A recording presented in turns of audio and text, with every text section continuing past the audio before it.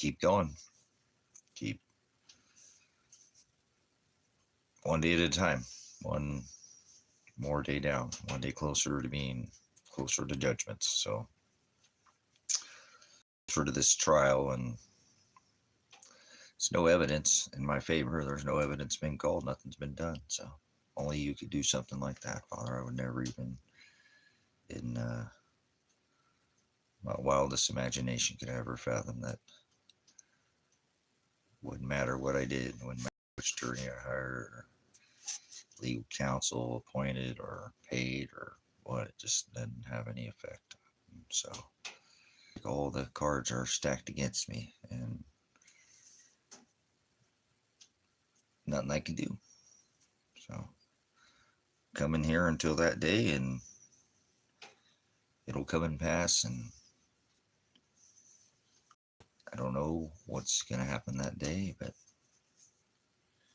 you obviously already created and wrote all things, and everything not written, and everything that ever will be. So, we'll see what you have written for me. No man will do anything to me that didn't already write, correct? So, everything not written. So, I'm just standing that, and at least I stood up and didn't agree to let them extort me and extort my merchant number. And I didn't do it to be rebellious. I did it because that's what you said to do. Do not partake. So I'm out of her. So, don't sup with vipers. Don't cast your pearls before swine. So all this oppression and of your people. So you say my people shall perish for lack of abyss, knowledge, hell. My people shall perish for lack of hell, no knowledge. Well, knowledge. Actually, not having knowledge is the word hell. So, abyss. So, just have to wait probably after this death. I'm still having a very hard time fathoming that my son would never talk to me again after he was supposed to be moving here. So, what a rug pull that was, huh? Put him right in my face, my son and my daughter, and then just take him away from me. So, and then can't even have them at my trial. And they're the reason why the house was SWAT raided, right? Me, because I told them not to stop. So where are they going to be at my trial? Nope. How's that even possible? No evidence has been called in my favor. The right of discovery and the suppression of evidence. That is they can't suppress evidence during trial. Each side gets discovery to go over and review the evidence. And there's no evidence. Even the attorney hasn't gone over anything with me. I don't even know what's going to happen. So, days away. So, I haven't seen my son. I haven't seen my son in like 500 days. Last time I saw him, his hands were over his head being shot. So, I can't report him dead. So, or missing, or my daughter. So, I don't know how my father has done that to me, but, or my daughter, or my son, but he has. And there's nothing I can do to change it. Remember, even hired a paid attorney. Stole all my precious metals, then I re-earned back, and then I sold all my precious metals. I've never done that. And then look at the price of them now. Wow. Could have paid John almost like double. Oh my God.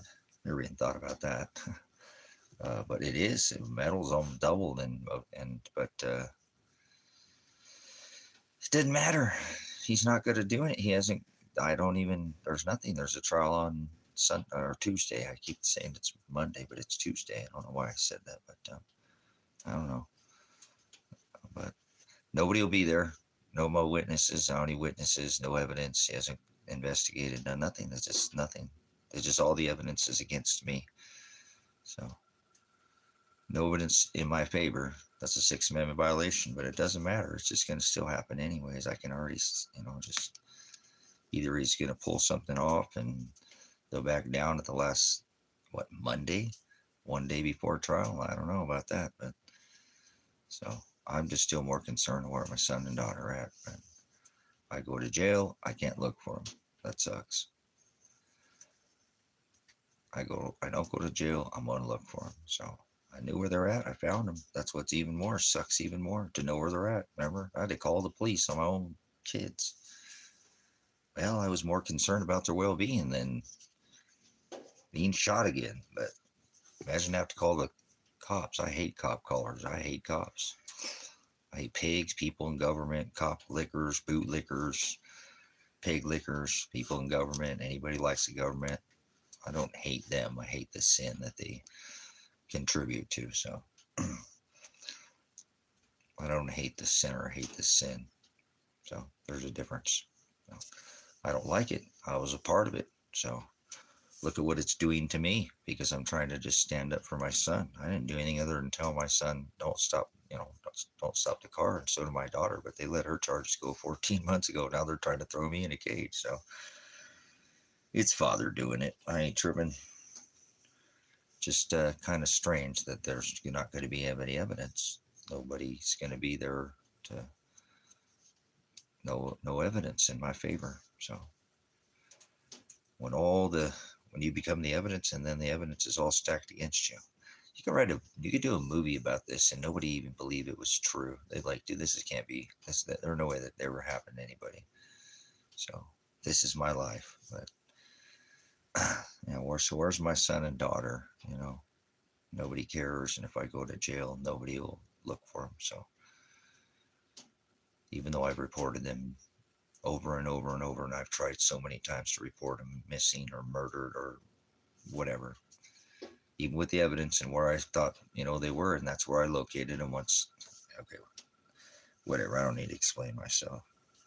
Nothing's going to change. Father's going to do what he wants here. So I do appreciate, though, coming in here and might be my last couple of days on live stream here. So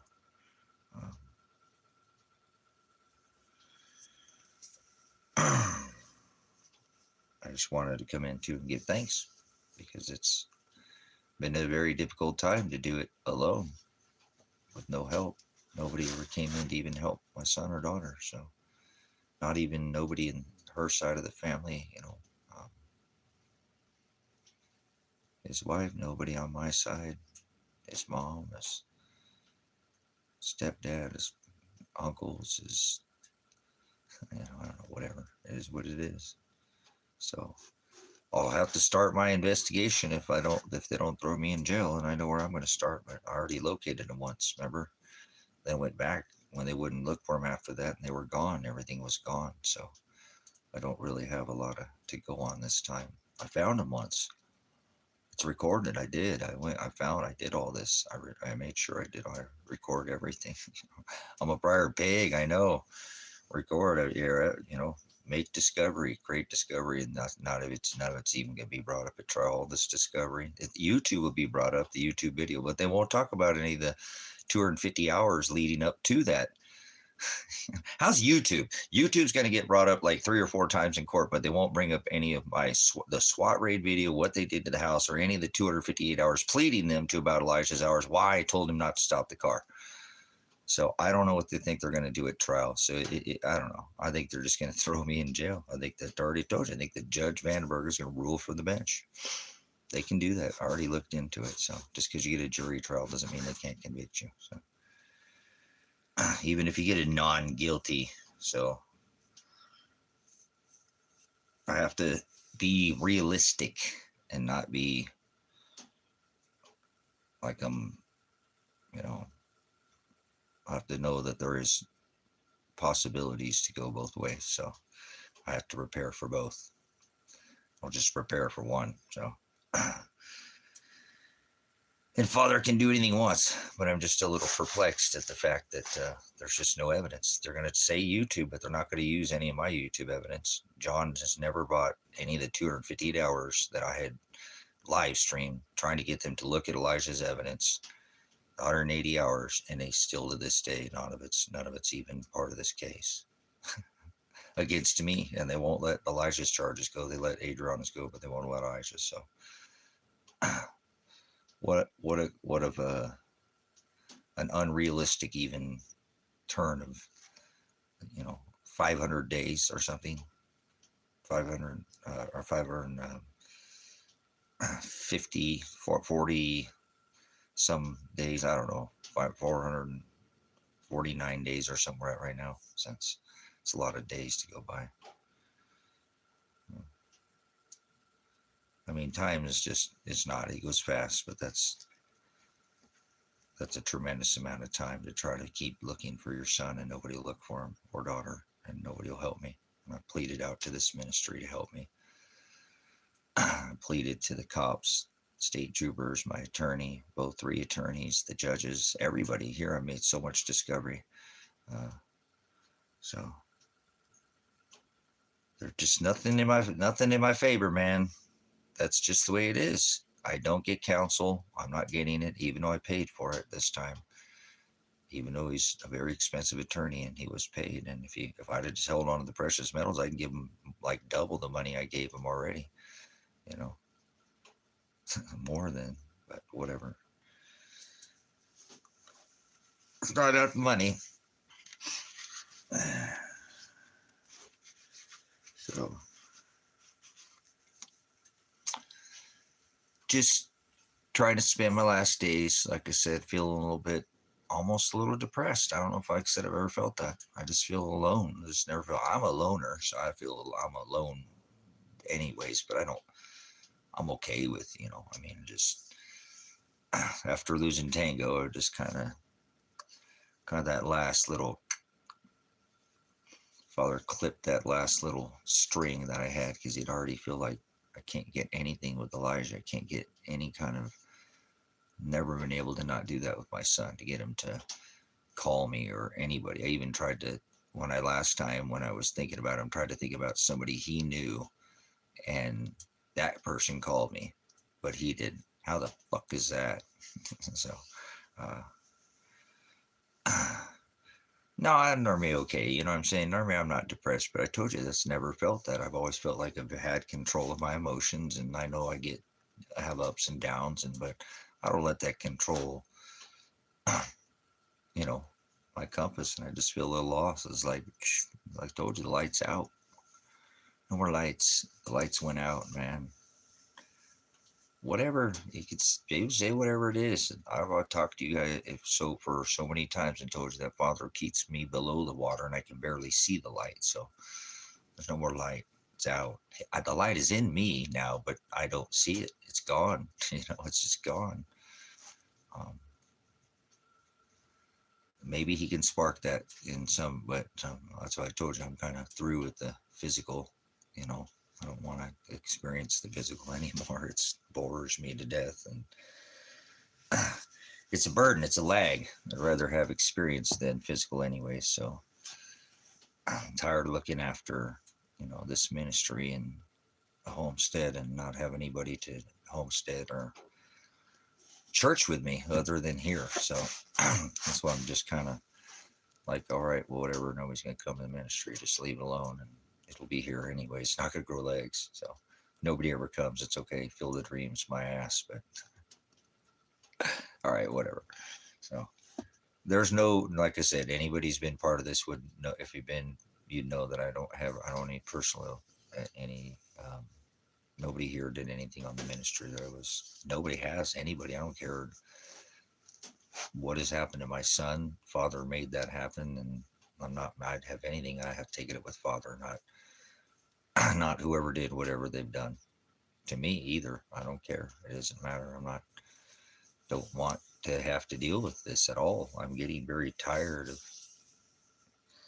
and I know it's coming to a head. So I should enjoy these last moments that might throw me in a cage, and I might not be able to see the day ever again. The outside. I don't know what anything can happen. So don't tell me, anybody, well, I think, or this, yeah, whatever.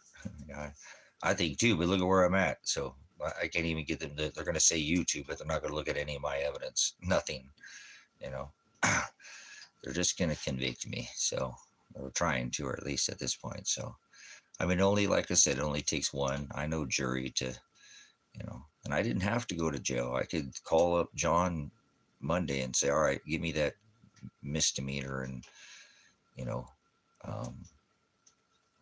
no probation, unsupervised probation. Uh, Dude stir. The hell is? Never even heard that term before. So, um, so yeah, it'll all, like I said, I'm certain. Whatever, the day's gonna come and go. So this channel might not be here after that day. You know, that's I've already kind of told you. So I wanted to prepare that for you, so to speak. You know, um, it's just like kind of tough, man. Knowing what I'm walking in here to. If I had some evidence to go off of, be like, well, you know, he said there's not. He said he was going to posture before trial and get this all taken care of, so we wouldn't even be in these days, and he didn't do that. So I don't. And then no contact with me whatsoever. Uh, so this is a family.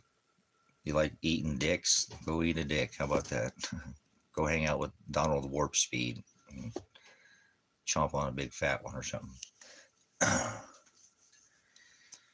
But anyways, I'm not going to take a deal. I'm not going to let them, make me agree. I'm not going to agree. See, they're trying to make me, but they won't force me. They'll have to, right?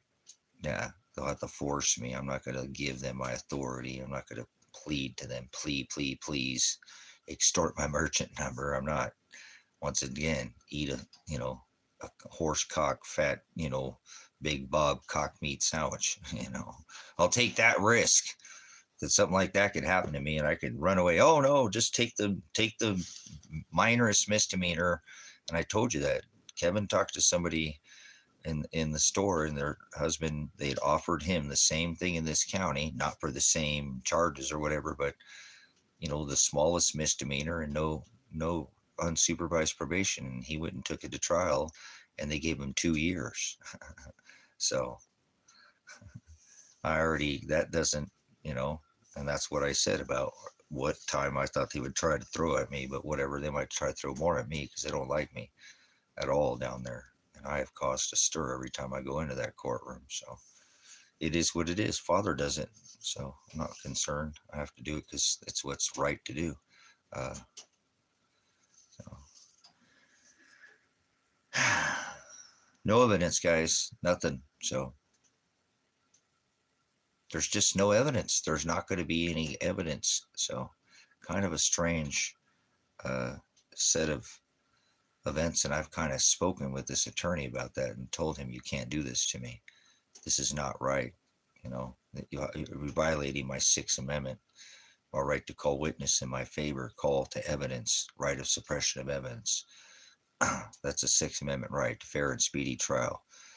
Call witness in your favor, so they can't suppress evidence at trial. And they won't. John hasn't even tried to locate my son or daughter.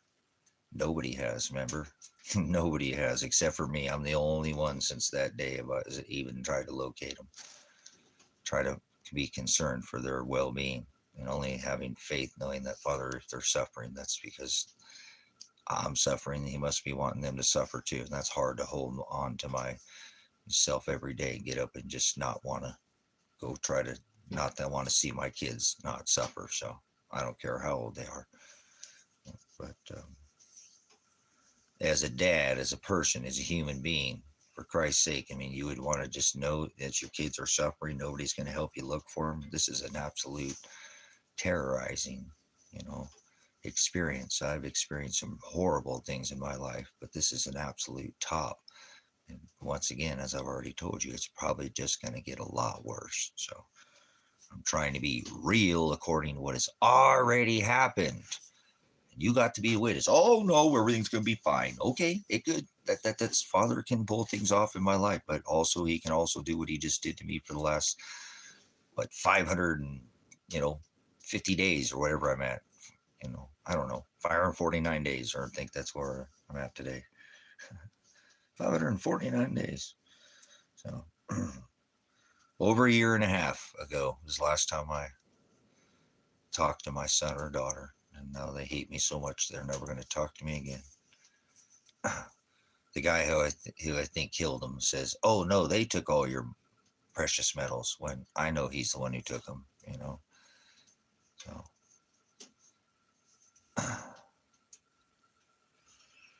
come on, Tuesday, hurry up, let's get here so I go to jail or go whatever the fuck's gonna happen, because I'm ready to make a move in this in my life. I don't care what happens at this point. I really don't. I just want to do something here, man. It says, hey, can't go vacation, whatever. Like I said, they tried to extend it to January. That's what, who said that? I think Kevin said that. He said, dude, they're going to call you Monday and try to extend it to January. I'm like, dude, oh. Because they'd already mentioned that to you, remember? They wanted to extend it to next year. So I can't look for my son.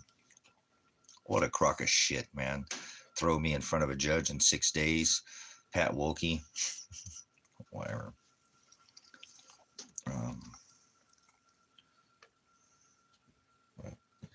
What you doing, Mr. Bobo? What you doing, my best boy? You were such a good boy today. Did you like your piece of turkey?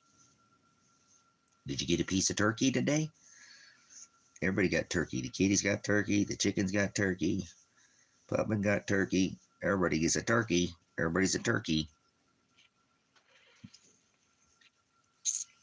I love this puppin dog. So,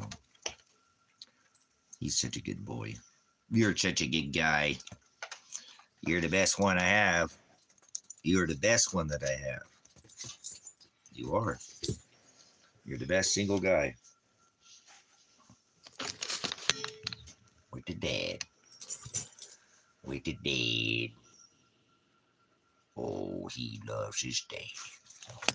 All right. I just want to hang out until then, I guess, you know.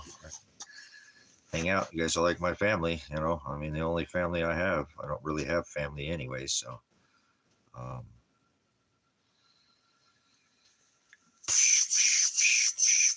Glad I went and got tattoos. So I didn't sit there all day waiting. And I got something, you know, something for the ministry done as far as I'm concerned. That's just part of my, you know, sharing the gospel, the way that Father helps me share the gospel. The pages on that book I do through imagery on my arms, and so I allow that, you know, or even some of the words, you know, that are in the book that are the Most High, right? So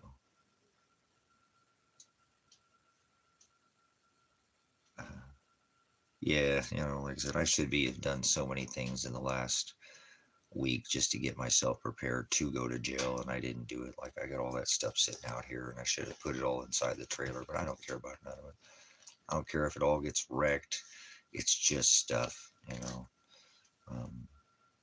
But I just couldn't bring myself to get it organized, you know. I just didn't get the rusty dragon fixed and the door on it, and just a lot of things I didn't do.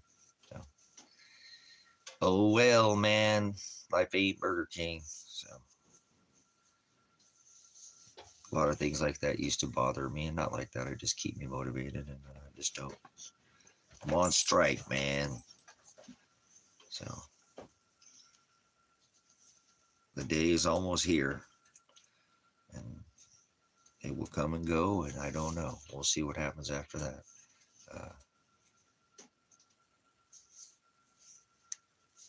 But I don't care right now, like I said, and I don't. I mean, it's just phileo to me, so it's not agape. Don't have anything to do with Father, you know what I mean?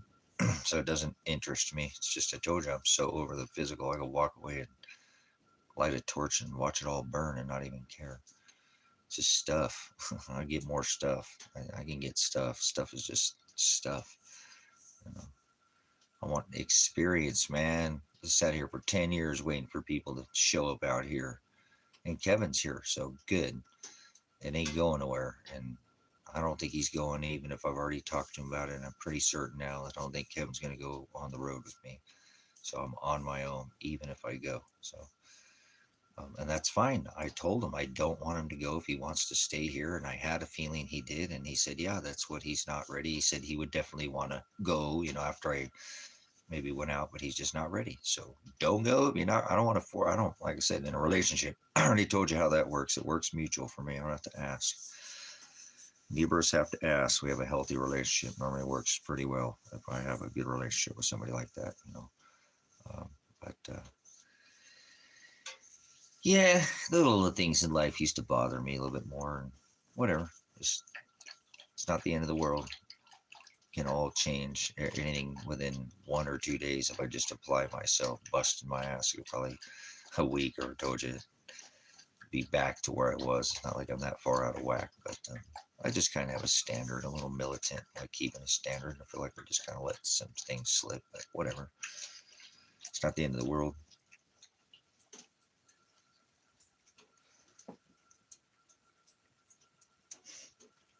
Just don't feel like a home. Like I said, this just doesn't feel like home to me. It isn't my home. I didn't buy it for me. I bought it for a community, to build a community, to live geothermally under the ground, to learn how to live zero cost living. There's an expense to get into that lifestyle. It takes grinding for years, but it can be done. I know 6 years ago, my youngest, not my youngest, but my younger brother came, who's a very wealthy man, came and took everything from me. A man who has plenty of money, has houses, plenty of houses, plenty, and I don't have nothing out here, but a grind, and he took stuff from his own nephew and stuff, but started with just a tent again, you know what I'm saying? But somebody, you got to start over. And look what's here. Now there's $250,000 storm shelter on this property. How do you pull that off? With zero disability, zero income, zero social security, zero past child support for being a parent for 8 years, single parent for nothing. No hope from nobody. So grinding it, earning it, digging it out by hand, not with tractors, but doing it all by hand. Uh, but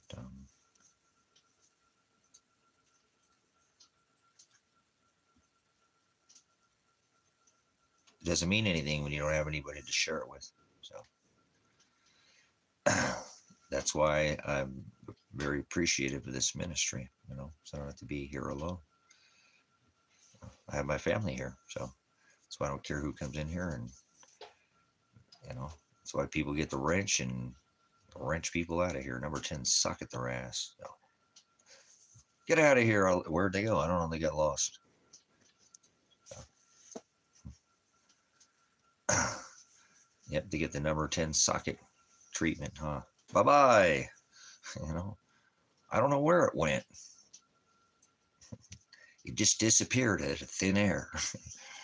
Damn, you can never find that number 10 socket when you needed it. There we go. No, good. I appreciate it. And hey, brothers and sisters, I have talked with Kevin. I did when he took me to court last time, and I talked to Kevin about trying to give him my phone and to let this, and he said he would be game for doing that. Okay. So when I go to court on Tuesday, I'm going to give him my phone. I'm not going to go in there with my phone. So if I don't come out, he'll let you know. He'll be able to come up, get on the live, and pay my phone bill. And, I told him he can do it whenever he wants. It'd be up to him. But I told him, can you please do that so you guys, can come and talk together. I mean, you guys should kind of be making your points right now, just in case that happens. I told people on TikTok, hey, this channel's about to go down. We're trailing the edge, and it did. It went down, and then everybody come to my backup channel, and that's when I just came over here and said, the hell with it. Came back over here, and this channel, lit back up again. And so Father works the way he wants to. But make your contacts now, guys. Please get emails from each other, or whatever. The family here, that has been here. And it's not a ton of people, man. Don't worry about it. There ain't that many of us that come here on a regular basis. You know who you are. If you come here, you frequent here. I'm not calling anybody out for coming here less or more, but you'll just know who you are, the ones who frequent this channel. So it isn't all about me. It allows me to fellowship, but that's why I'm going to try to give Kevin the phone and, you know, give him some money to pay the phone bill. As long as he pays the phone bill, he should be able to keep the phone on and keep it charged. He can come up. That's why I asked him if he can maybe come up once a week for me and just, 3 or 4 times a month or something. Let the stream run for a couple hours, and you guys can come in here and chit chat. He said he might come on and say something. Kevin's not afraid to talk. He's not a shy guy like that. He's to himself kind of guy like me. His phone don't ring a lot. He's got kids and he's got contacts and people he keeps in contact, but he's not like you know, he's kind of to himself kind of guy too. And so he enjoys his peace and quiet out here. He don't care where his phone, if he leaves his phone or something. We both left our phones the other day at the house. We did. We both left our phones. I love it. It was pretty awesome. That's how much we're attached to our phones. We both left our phone at the house. Like, oh, I don't have my phone. He's like, I don't have mine either. Like, yeah. So, but yeah, I apologize. But hey, look, the channel's not about me. So, you know what I'm saying? RK, feelings mutual, hopefully, you know what I'm saying? It's not about me. This channel is about fellowshipping with your comment section too. I mean, thank you for giving me the opportunity and an ear to hear and allow the ability to fellowship and, purify ourselves here with the word. And it's strange, actually I listened to I went on there and just a little while ago. It's funny that you say that, and I don't mean to go there, but I'll kind of explain it. Does anybody subscribe to a channel called Epic Economist? Epic Economist. He has a really unique voice. Super unique voice. Great. Love it. It's like kind of a European, kind of a thick, not super bassy, but definitely has a bit, more of a bassy voice, more, like a narrator type voice. His name is Epic Economist. If not, I encourage you, just please go listen to his channel. His voice is something else. I listened to him for years, and then his channel kind of got large, and then he tried to have some other people come on his channel and do some work for him, and they didn't like it, and I didn't like it either. I'm like, dude, this channel sucks. And I hope that doesn't, no, I don't mean to do that to Kevin, because it is, but that he's putting out blogs and narrations, but it was in his, and it ain't just about voice, okay? But yeah, so, but do me a favor, if you want to hear somebody who has an awesome voice, I mean, just an amazing, and it ain't about that, but just an amazing voice. I get tired of that sometimes too, because I have done radio and television and all that. I've done voice, I don't sing, but I can do, but go listen if you ever, it's called Epic Economist. He's an older man. He looks like he's about in his 70s. God, his voice is awesome because he's got that narrator. And then he did his channel for years, guys, and his channel kind of got big, and he tried to put a couple other people, and some of them a little different, and so, but the channel didn't ring the way it did. It just didn't. And then he eventually, didn't probably took him about, I don't know, 6 or 8 or 10 videos, maybe a couple, 2 or 3 days before people were just like unloading, like, dude, we want the dude back, or I'm unsubscribing to the channel, so please don't do that. But if you do have a chance, he's a good channel too. I just went and I had forgotten, I had listened. It's kind of funny that you say that RK said that. So the channel's about you guys, not about me and my silly little, whatever. I've had a great time in here with you guys. I really have. I've enjoyed so much spending a tremendous amount of time here, and I don't care. To me, this is agape and not phileo. So phileo is the worldly things. It's a ministry. We come in here, and I know we talk about other things, and I rag as in wine, because these are the days of our life, and so is the sands in the hourglass with my General Hospital lifestyle here. But wambulance, I know I whine a lot, but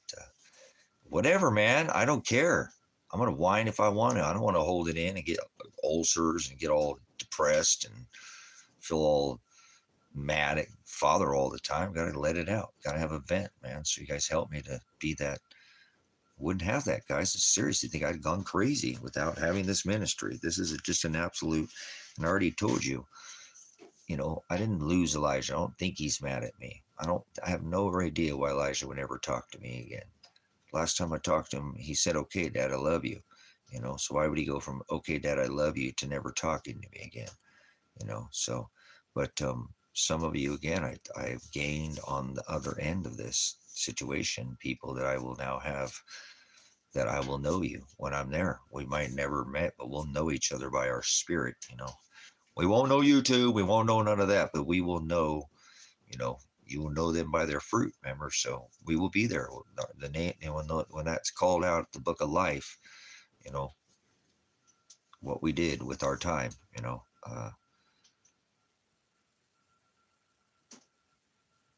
Yeah, it's not good for you to hold on.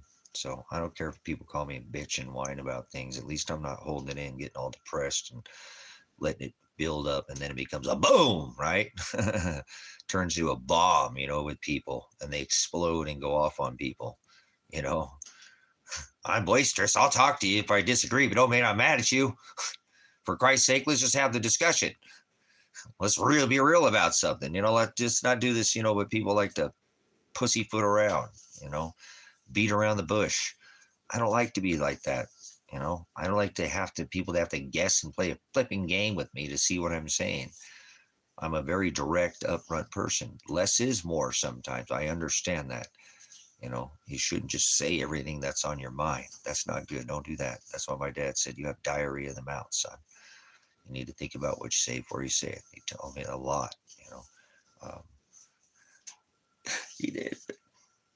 It's like diarrhea. It runs in the genes. My dad was quite the talker as well. Get it? It runs in the genes, like my dad, like diarrhea. Oh, just kidding. Cha cha cha. Oh, Father, why? Why? This has been a wild ride, though. I tell you what, it has been an absolute wild ride. This whole life of mine that he has given me an abundance of experience that I could take a dirt nap right now and don't feel like I got cheated. I just don't. It's so hard to think that, because I want my son, to get out of this situation, but I can't change that. He's going to do whatever he wants. You know what I'm saying? Um,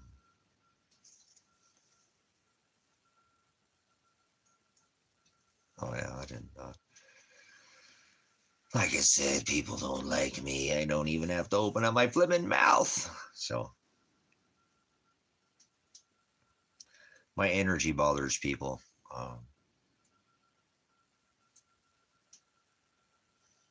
Sliding home. There we go. In the home stretch, baby. All right.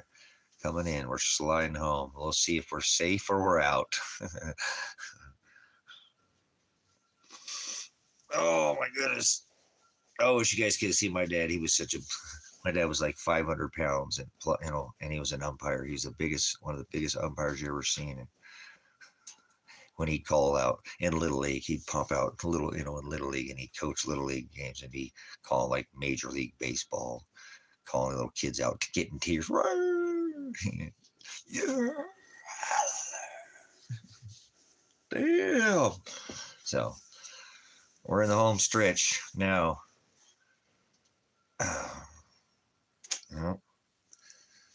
What's that song on Oh Brother, We're Out There? We're in the jailhouse now. We're in the jailhouse now. Oh well.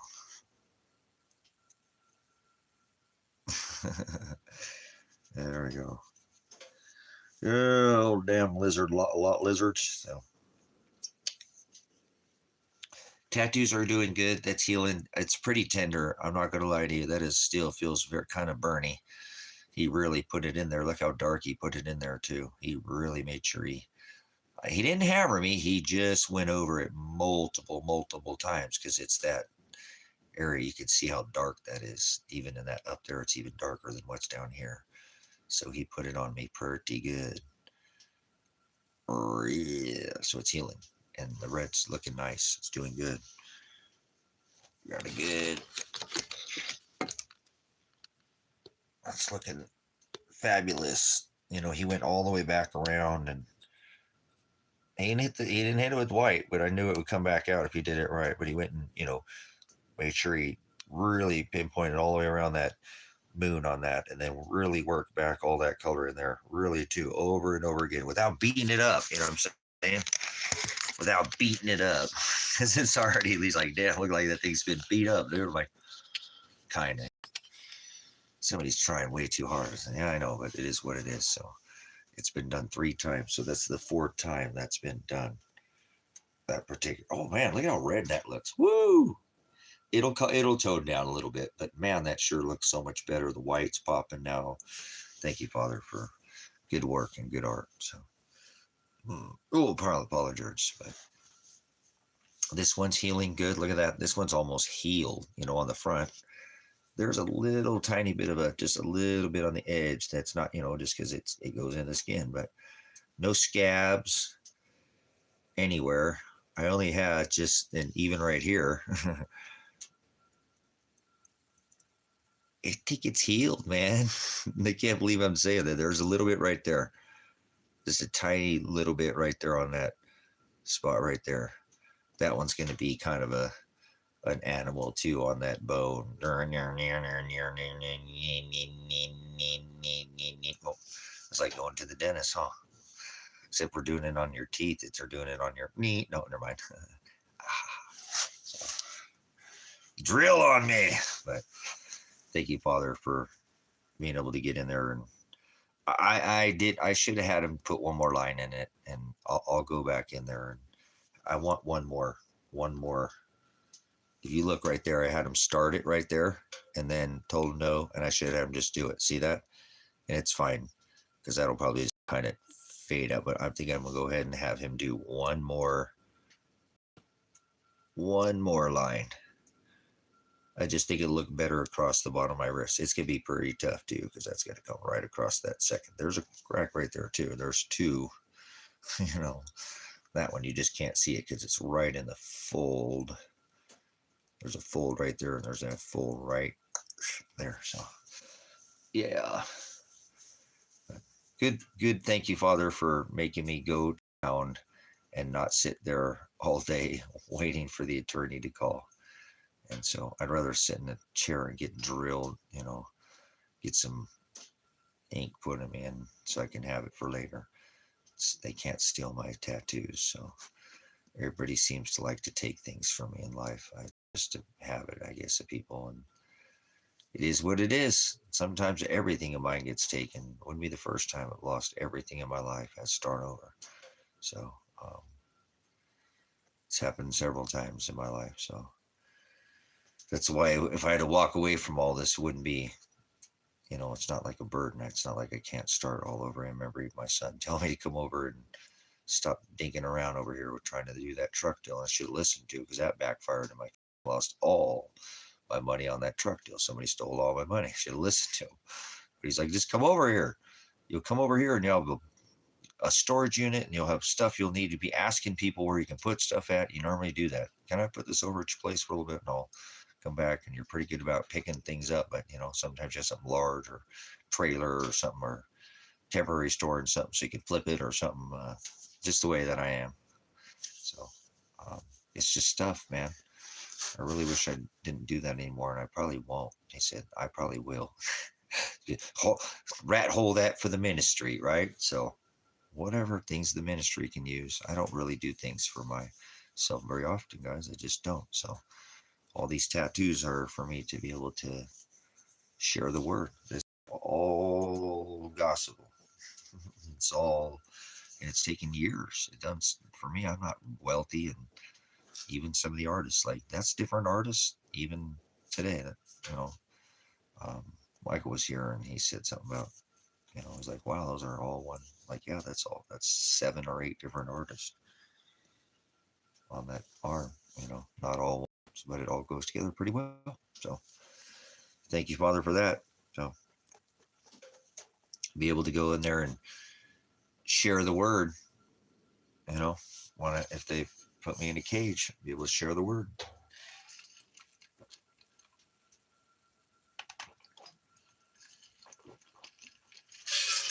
Not just with my mouth, but, with visually. So that always helps to share the word. So it's phileo to me, not agape. if that makes sense. It's not worldly things. So that's why I knew I'd sold that land. And I'm like, I could put that into a truck, but I don't have the money to buy the truck right now. I want to buy some more miles. So I could buy a truck right now. I could buy a double cab Tacoma right now. Yeah, I'm going to do that even without the tattoos. I would still do it. But the tattoos help me. You know what I'm saying? I think the money is, I work hard to get the money to get my tattoos and go spend that. When I gave that guy, he was really happy yesterday too, because I don't think anybody, I think he kind of had he had a slower day. He had somebody in there when he was tattooing on, but he's just been a little slower right now. And he said people have been a little lean too. So I gave him, it was $250 to redo all this again, redo that whole tattoo. Basically, he didn't do the white, but he's really adamant to make sure he didn't, all that, do all that, do all this and hit a draw and get that all drawn in, and then and he went back and redid all the purple. You can't really see because my light's horrible, but he did all the purple in these, all of them, because he changed all over the purple. And then he went back over and he did all of this for me and tied all this in and redid and got all this. So this trumpet now stands out, so you can see this trumpet a lot better here.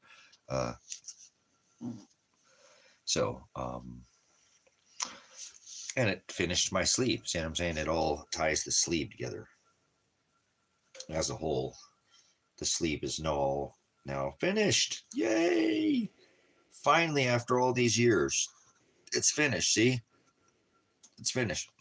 So I'm gonna have him go to. Actually, I told you I'm gonna take all this away and tattoo this. I'll do this. I've done some, but let the artist redo this. And I'm really looking forward to that because I've been thinking about how badass that's gonna look. Because I want them to almost be pointing. See how on this the Magi, are pointing. He's pointing up at the signs and the stars, right? At the Star of David, all the lesson that I teach you with this. All right. So remember, I'd like to take this depiction of looking up and pointing, and you see what he's doing right there? Actually, because I want to do it. He said this when I talked to him yesterday about doing it silhouette, but maybe I don't want to quite do it silhouette, but maybe I do. Kind of like just an outline of I've done this before. I remember when I was in, school and college and stuff and did art and painting. I remember the first time I ever really seen somebody do this, and then I kind of copied what it was doing. It was really hard to do. I'd never seen anybody do this before. I remember when I was in, it was actually in high school. I remember somebody doing this in high school. He was just an absolute stunner. His work was just over the top. But what he did, you got to kind of imagine this in your mind, as he did a rendition of a street bike in a dark, in the dark, and there's a background of a city, a glow of the city, right? The glow of the city is in the background, and you can see that, but it's on a dark street.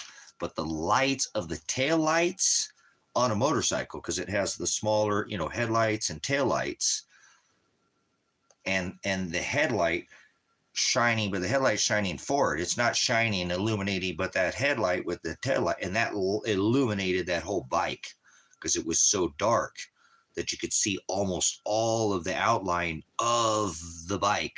You know what I'm saying? The outline of the bike was made up by the tail lights. That there was no light.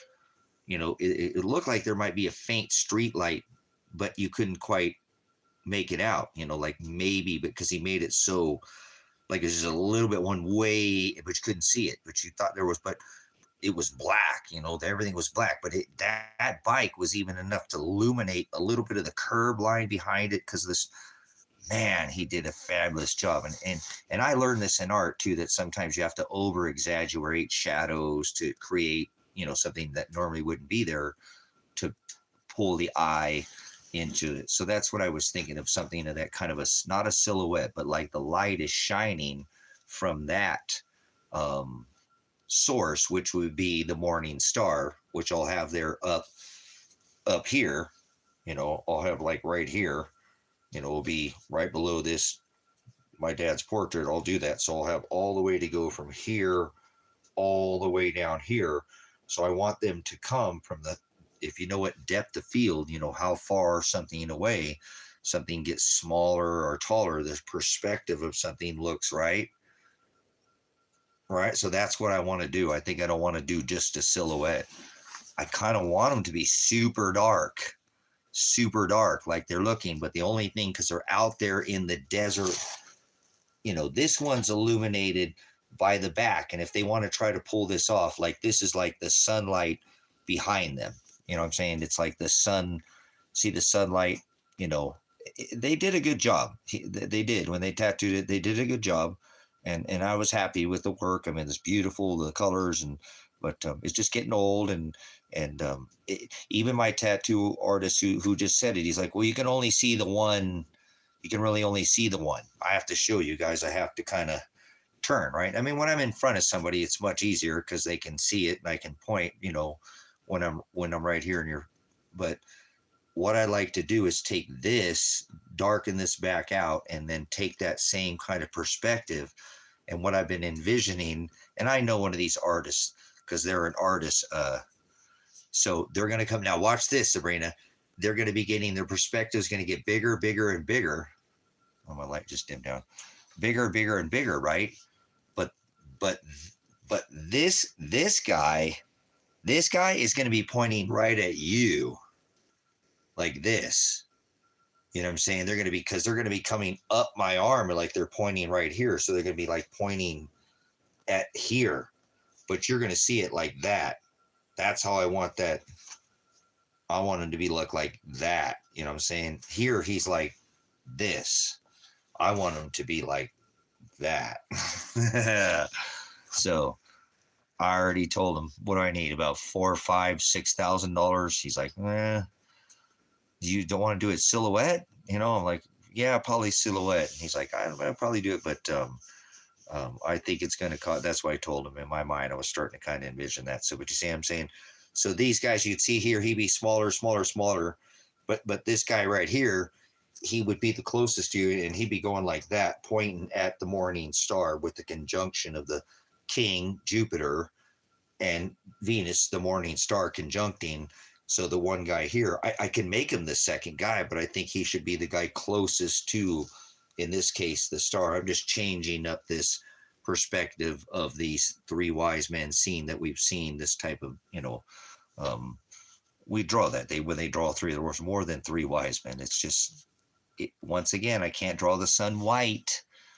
The sun is white. If I draw it white, you won't see it as the sun. I have to draw it orange. So to could pull off the three wise men, there were many wise men.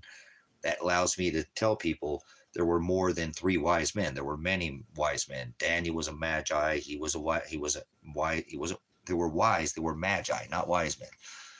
Although they had much celestial bliss, they were called magi because they understand the celestial yuga cycles and how this, not like the heathens that thought that the sun was dying and, prayed to, so that's going to be a great tattoo for the front of my, and it sucks that I lose this over here. That's okay, because it's fine. I'll just take this smaller rendition and just make it my whole arm.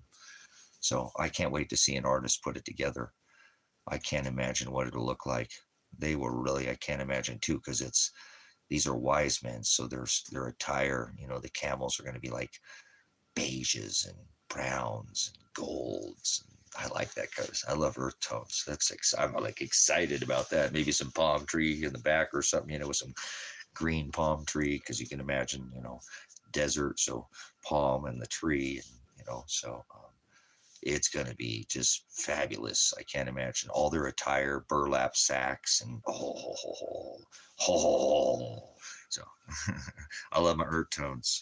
So I did. He broke out the brown yesterday to do, because he put brown in my top of my, see, there's brown in here. Look, that's brown right there. That's not all See how that's in there? He put it in here too. It's throughout this tattoo. You don't really see it unless you're up close to me, and I can show it to you there. See how that's not all yellow? That's brown right there.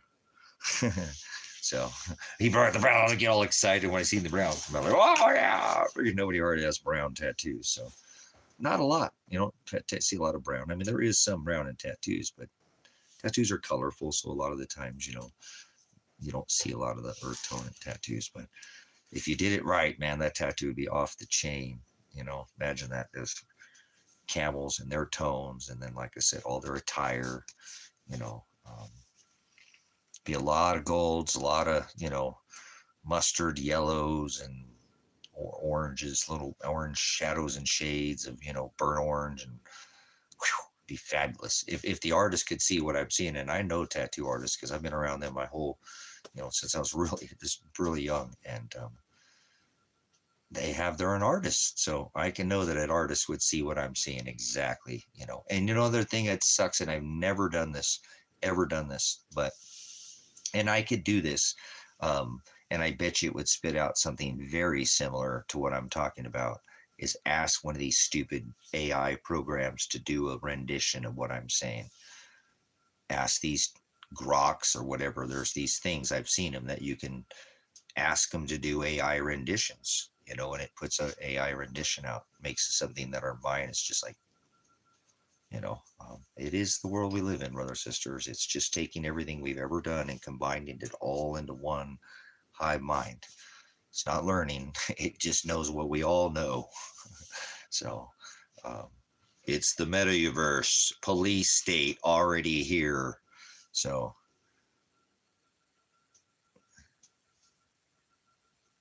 you know what I'm saying?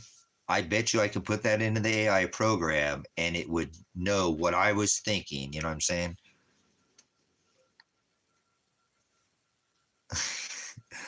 Did it?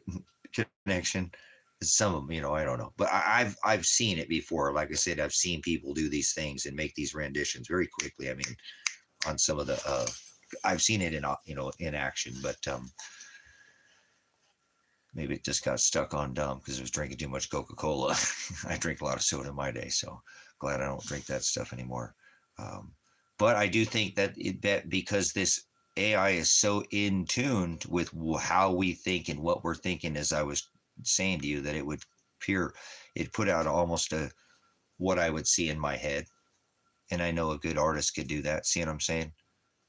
The same thing, if that makes sense. So that's just all that is. That AI is not so damn smart. It just has the ability that some of us are very gifted in certain talented areas. And, I mean, look at art. Look at some people paint, draw, sculpt, all the different and look, it's unfathomable, what some of these people produce. So that's what this metadata hive mind knows. So I'm almost certain if I asked the metadata or whatever, and I've never done it, but I've seen it done, and asked it to depict what I was saying, it put something up almost identical to what I was asking. Yeah, that's what I'm saying. All of it. Connection, all of it. It has it. If it's ever been scanned, pictured, what I'm saying, put in a book or whatever, it knows it. It has that picture, what I'm saying? And then it could do the conglomeration, because that's all an algorithm is, and produce these whoa, no, some people think like that in their head and they can produce that. I mean, look at Dolly, look at some of these, some of the greatest Boris Viejo and whatever. I don't go off on some of the, but there are some painters out there in their mind, they pictured that and then they put that to, and some of it is a creation, obviously, but I think a lot of people, like my brain works that way. I see something and then I build it. Most of the time when I have a build like the Rusty Dragon or anything I built, I've had an idea of what it is that I want it to look like. There might make a couple modifications or something, but when I'm done, it's pretty much what I've already built in my mind. It's kind of weird, but that's the way art works. So I'm hoping if I go to an artist, they may use an AI to do it. I don't give a crap if they did that. It doesn't matter. It's a personal piece to me. It'd probably be a one-off piece. So it'd be okay if they did that. But I do, again, have a strong intuition that if I asked an artist to come up with a rendition of this on my arm, they would know pretty close to what I was talking about, especially if I talk to them what I was just talking to you about the colors and the tone and the background, and it would produce something very similar again to what it is that I have pictured in my own head. It might even produce something even more unfathomable, but I think it'd be a beautiful piece. It'll be a very dark piece too, and I like that. I just like that. I like that it'll be. I like having this. It is the way I.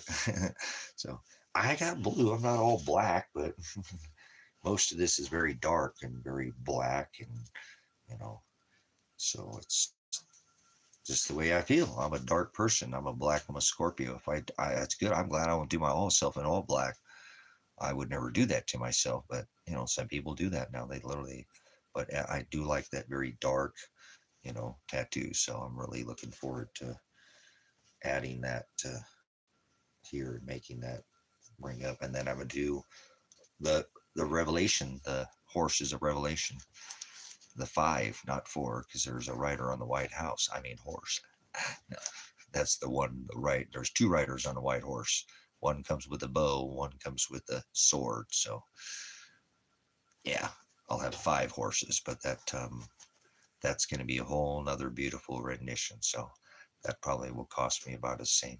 I'll have another double cab or more on my arm. So you can have a truck, man. So, or more. I have way more than a truck on this arm. So, but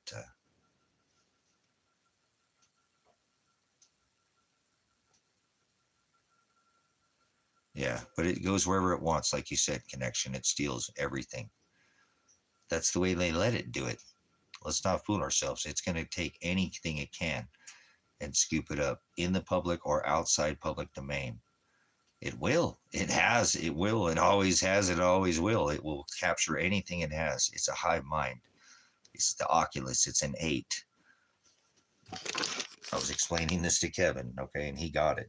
You understand? The 8 will catch anything, like the hive mind. No matter what it touches, if it's another Oculus, it's going to pick it up. So that's how it looks at it, if you can understand that.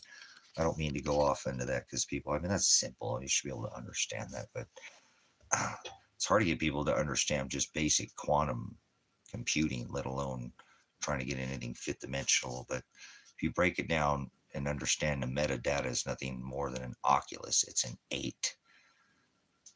8. If that makes sense. That's why I had my key done with the 8. Because it's that overlapping everything within itself with a twist. Same thing as the Ouroboros eating all of itself, eating itself. So there you go. So it collect everything. It's programmed to do that, just so you know, connection. It's gonna connect to everything. You know what I'm saying? Because it looks at it as that. It's that Oculus. If you can break down that time, people think, time is linear. That's not how time works. Time is very similar to an Oculus type of singularity, not linear, but, eternal with a twist. Time overlaps itself, and eats itself. That's a reset of time. Those happen in certain amounts of time. Right there at the twist of time, the reset. So it's nothing new under the sun. Left and right hemisphere brain. So simple, know what I'm saying? So that's why they can collect everything. So it's never not going to pick it up.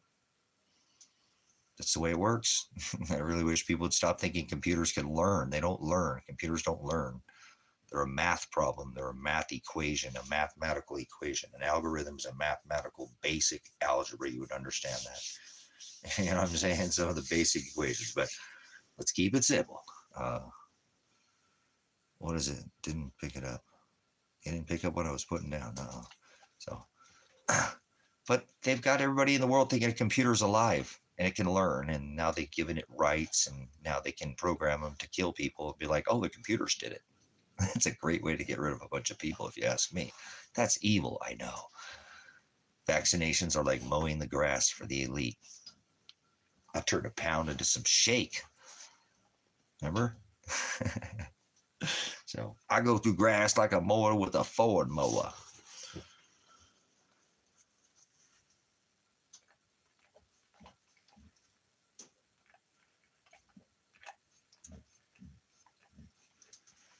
Yeah.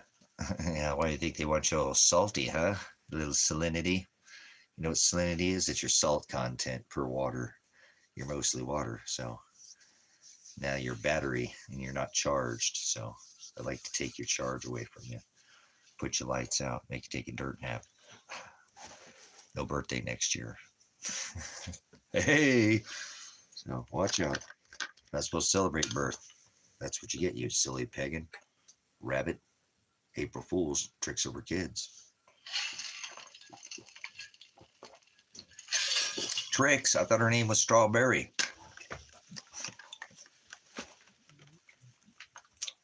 Strawberry, strawberry. All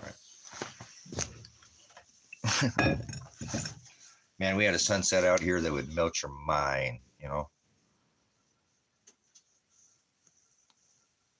No, you can't eat a gallon of salt a day. That's incorrect information. You would die.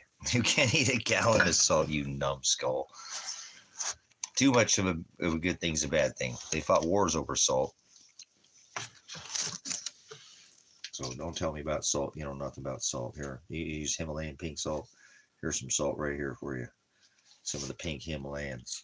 So I got some salt right in front of me. So no, you can't do a gallon of salt. So don't listen to that fool. They don't know what they're talking about.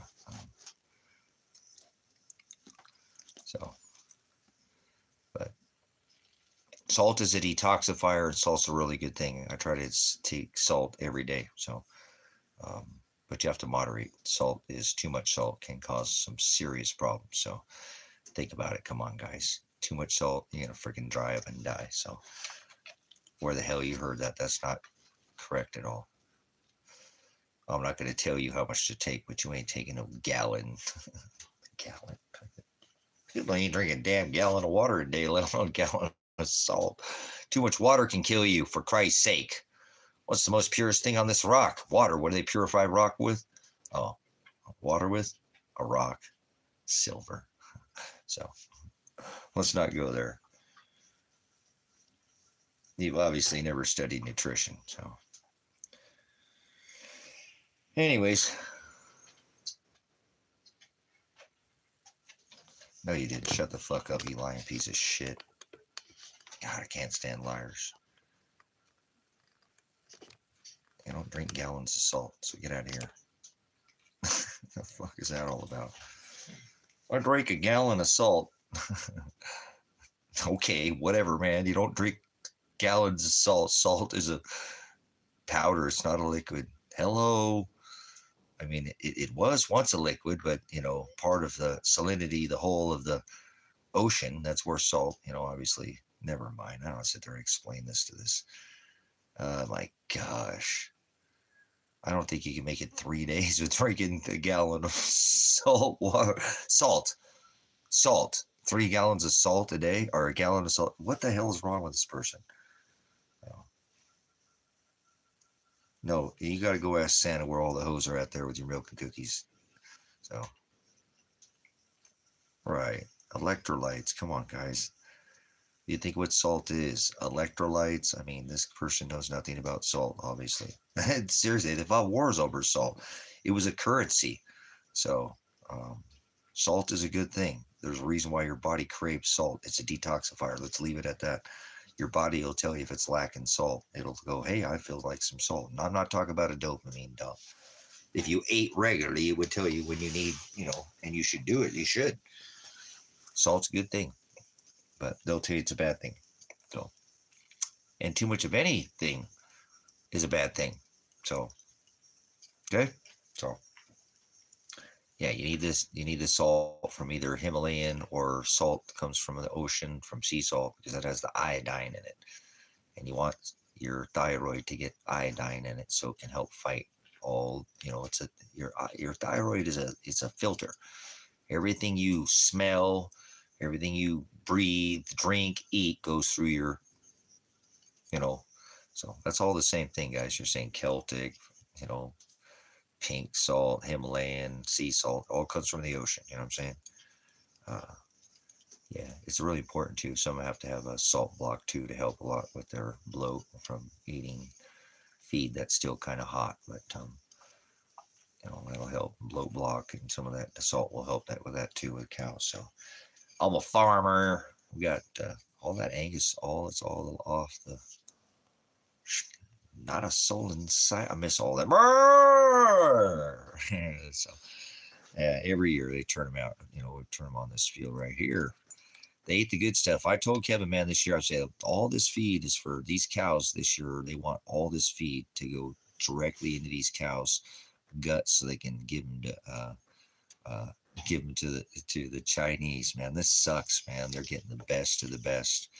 It is what it is, man. The world is what it is where we're at. But all this, young, too, nothing over 2 years old, nothing, and they're going to get all slaughtered out. They're all going to go straight to friggin'.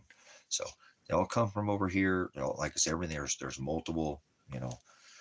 The number one alfalfa on this rock comes from right here in Christmas Valley, Oregon. So it's a high desert that produces feed that's not can't produce anywhere else, and the Chinese buy it up, and they also pay some of the farmers out here to, cattle ranchers and some of the other guys to, you know, all organic, no chemicals, no nothing. It's pretty amazing to see. They sell it up here too, up at the local store. Um, yeah, I don't fish anymore, but hell yeah, I used to love to catfish at night. That's my favorite time to fish too. Ocean fish at night. Hell yeah, I love to go out fishing at night. Off of the ocean. I don't know if you ever done that. It's a ton of fun to go out at night and light a fire on the beach and throw out and go fish out and surf. And I grew up fishing a lot. Did a lot of fishing growing up. I farm now, so I don't have time to fish. So I should. That's why I'm trying to get off this dam, get these damn cops off my back here, then I can go fishing. I definitely told Kevin I'm going to be packing. I need to go in and do that. Oh, I need to put that on my I need to put that on my list, guys. Thank you. Good call. I never remember that, but I'll have to put that on the list. Pack a fishing pole. I've been fishing in a long time. So.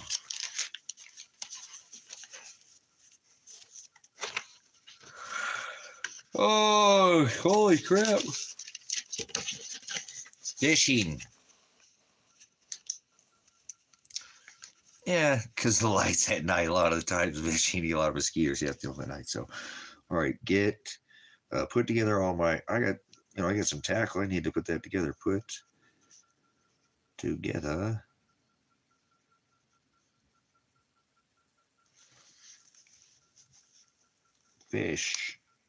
fishing, tackle. Try to get my best fishing pole. Get a couple good poles, get a trout pole or something like that. And maybe I don't know if I have a salmon pole or anything like that. Maybe something like maybe use a big catfish pole or something just to fish. I wouldn't eat catfish, but something to catch something a little bit bigger on, get a nice,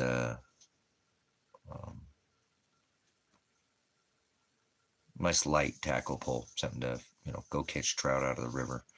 And then maybe something to probably pull in a bass or something like that. But might need something a little more heavy or something if I went to the ocean or the coast to, go fish off a pier or something like that, a little bit heavier. So should get a couple poles together. Thanks. I wrote that down on my list. I'm trying to get on the road and go take a vacation and try to do some fishing as I travel. And we definitely want to do that. I want to do it because I'd love to eat. I haven't had fish in a long time. I don't eat fish because if I don't catch it myself, I don't eat it. And generally, if I don't grow it, I don't eat it. So if I can help it, so I don't eat a lot of food outside the house if I can help it.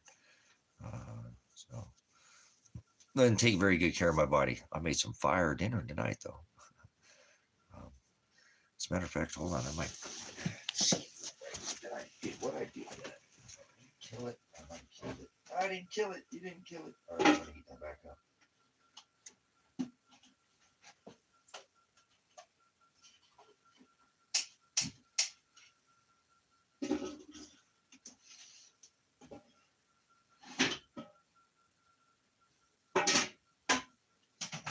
I made some milk.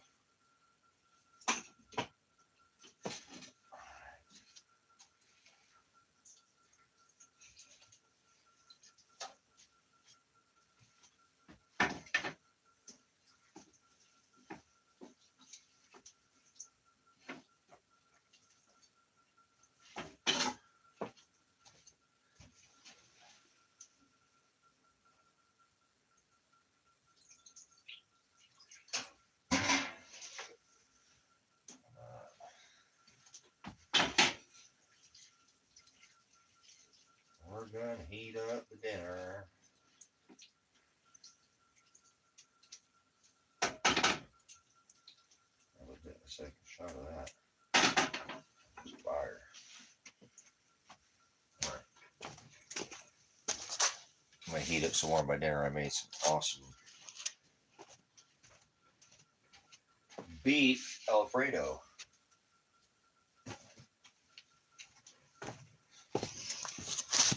Beef Alfredo. It's good. I made it. Oh, we're in the dark out here in the cabins. Let's get our lights. All our lights are got 9-foot ceilings in the cabin, so it's pretty dark unless we put some light down lower. All right. So we're hoping to do some fishing soon. I haven't probably thrown a fishing pole in the water in 10 years. It's a sad story, but sad but true. But I'd love to go fishing and go somewhere where it's not planted and stocked, and go hike into somewhere and then catch some native cutthroat or brown trout or brook trout or rainbow. Just rainbow trout would be all right. Then I'd eat that because I used to love, grew up eating a lot of fish, all kinds of, everything. Even smoke some trout. The hardest part about smoking trout, keeping them lit. Ha ha ha! Get it? Smoking trout. All right, I think I'm smoking bonghead. Hold on. Hold on, we're gonna smoke some bonghead since you guys are being a little drab here. Shut off on me.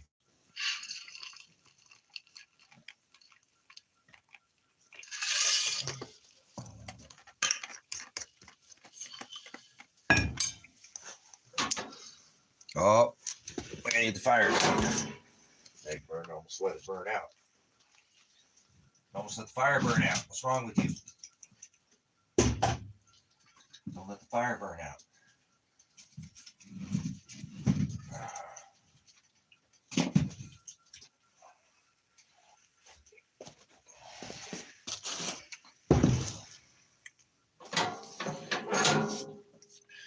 We still got some coals in there. We'll be all right.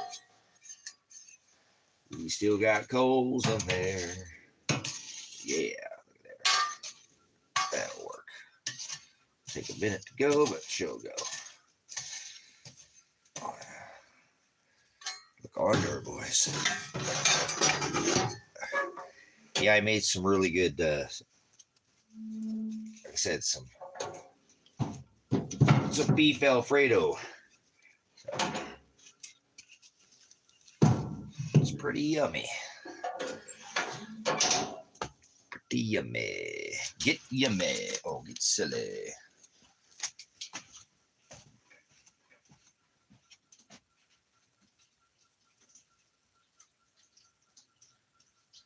And I'm going to eat the rest of it. Or most of it. I will.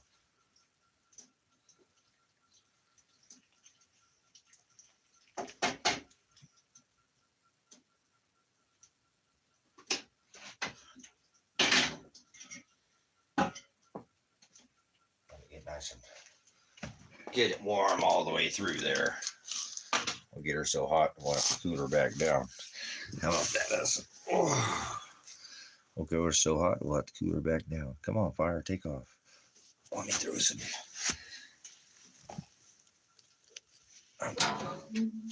chamois at this. It'll take off.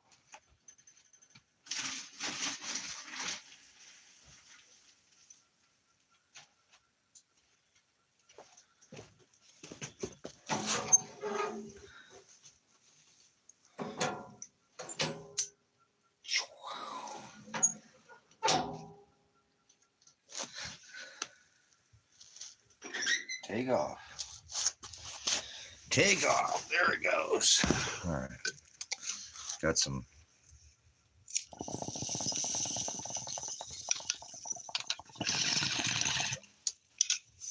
Alfredo.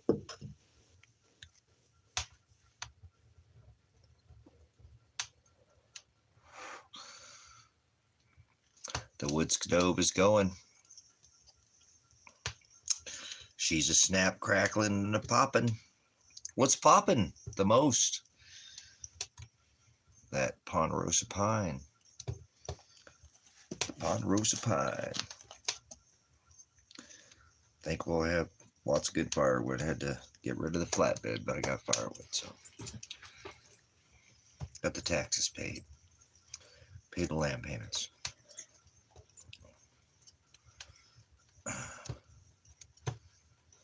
Land payment. Don't have land payments anymore. I have land payment. Don't have puppies anymore. I have one puppy. The best puppy.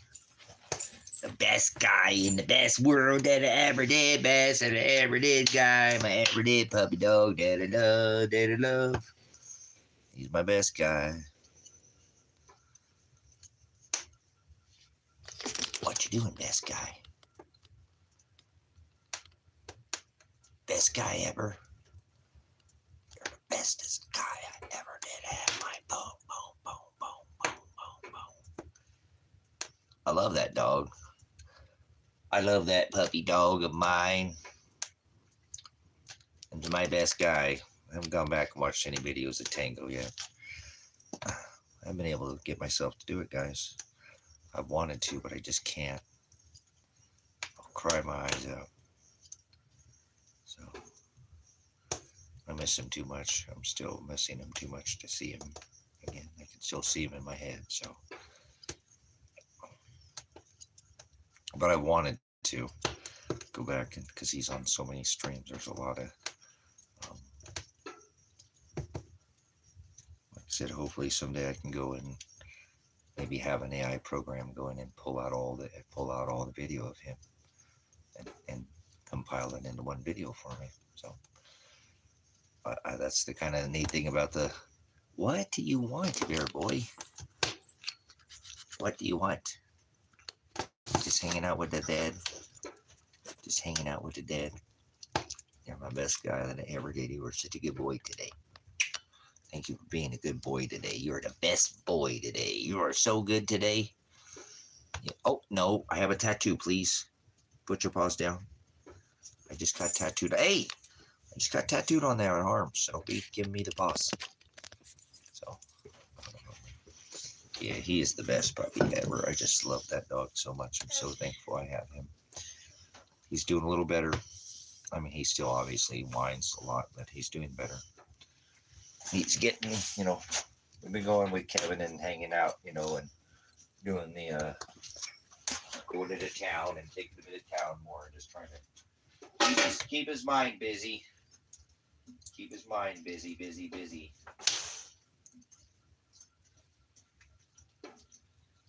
He just loves being with the dad.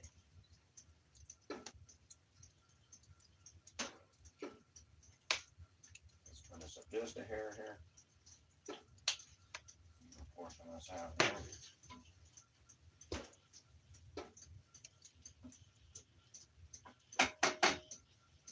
One second there. There we go. Put that on there. On there.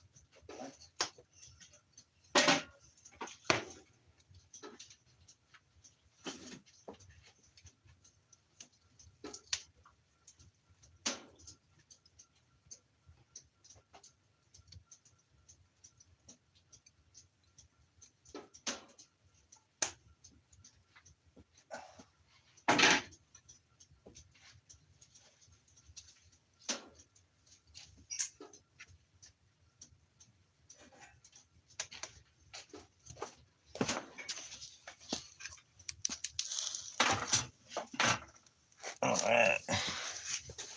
There we go. There's what we're about to. I made it extra help, so I can have something for later. But that's what we're gonna munch on. So give me a minute here. We're gonna get down on it. Get down on it. All right. Notice on the paper plates.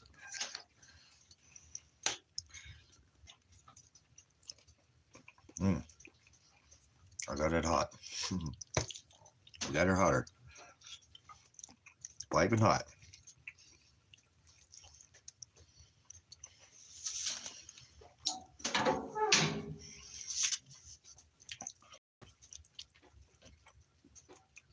I'm breaking it and eating pasta. I don't eat it very often. I used to eat pasta all the time, but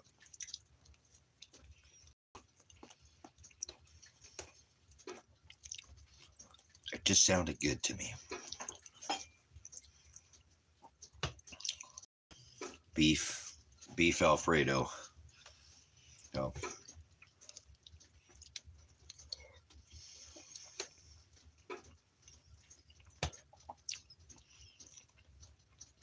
Good burger too. This is a good, like venison.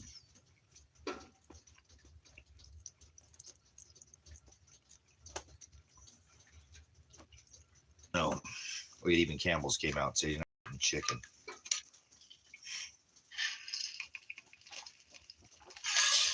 Didn't I tell you to stop eating anything that was chipped on this channel? I came out and told you if it's chipped chicken, pot pies, any of that thing for in a year at least on this channel. I know I've told you, don't eat chicken if it's not on the bone.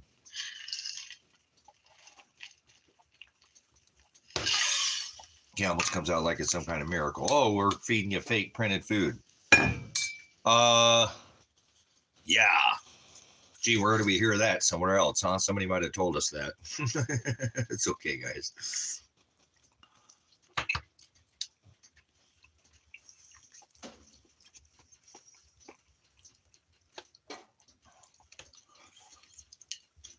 It's what it is, man. I should be eating this pasta. I know that. Should have made this pasta myself. I'm a lame dude.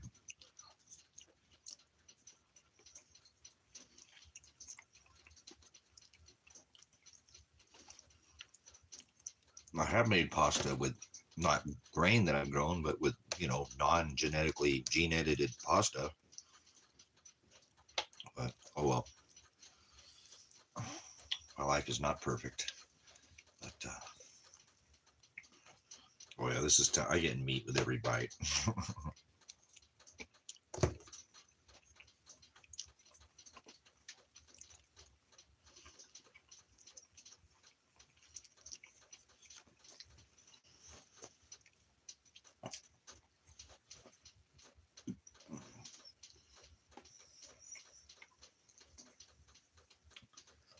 And this is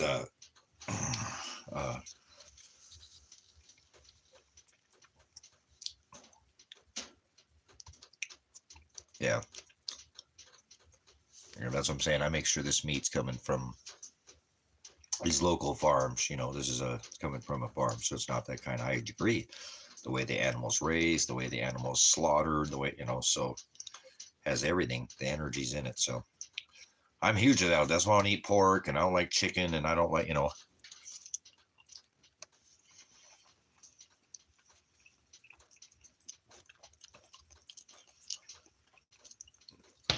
lot of these cows are raised very organically and humanely out here and slaughtered very properly and live a great life.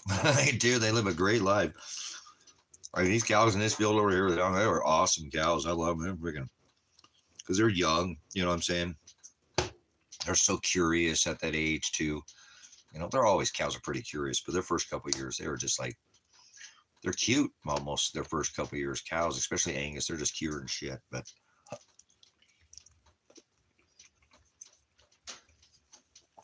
a little ornery, but they're curious animals. So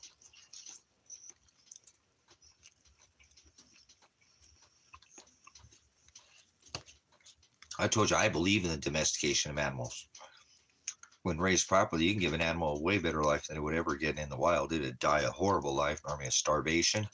Uh,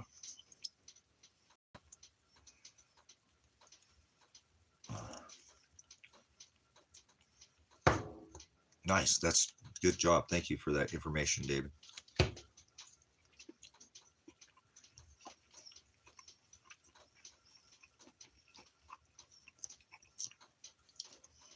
So if you process deer, you got to add fat back to that deer when you make burger. Deer don't have that, so that's what you want. Lean red meat, guys. All this softening of this meat, of this corn feeding it. No, that's not what cows don't eat. Freaking corn. Cows don't eat corn.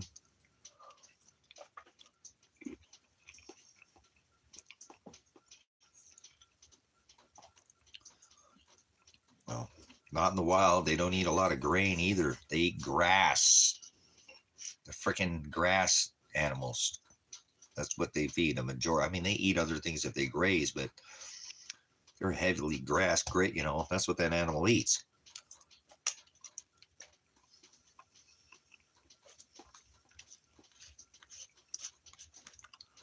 That's all added to soften up the meat because you didn't raise it right.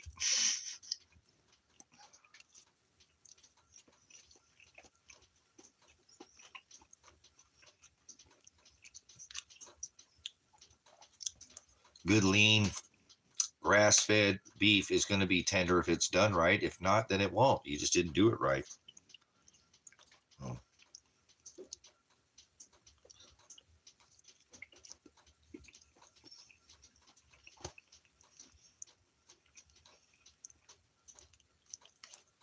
I've sold meat for more than 10 years. I had a meat company, so I know meat pretty well, especially when it comes to a cow.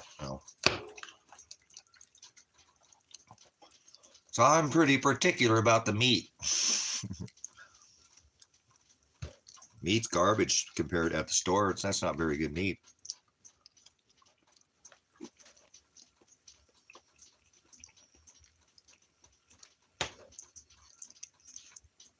It's commercialized. It's fed hormones and steroids, antibiotics, all kinds of stuff it doesn't ever need to have.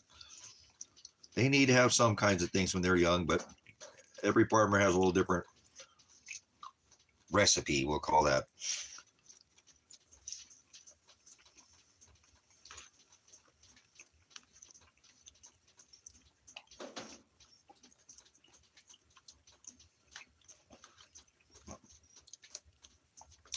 People wouldn't even know what good grass-fed beef tastes like now. Even if it was, it's not that grocery store no roll kind of meat. They probably wouldn't even like good grass-fed beef. I've had people that are like, they just didn't like it. It's just not they're used to that stuff. It's got pump in it and tenderizers and store-bought. It's no roll. It's bought. It's whatever it is, what it is.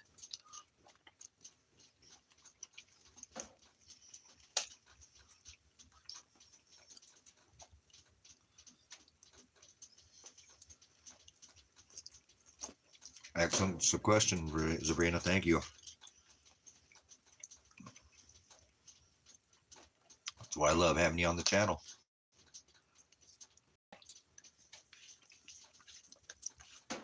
It's a good, solid question right there.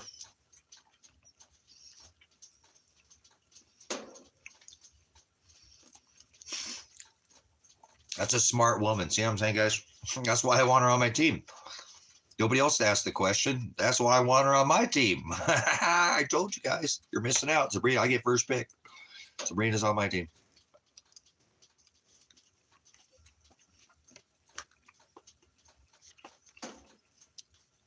Yeah, but David shot the deer. I know Sabrina can shoot a deer. Probably the only thing she'd shoot, but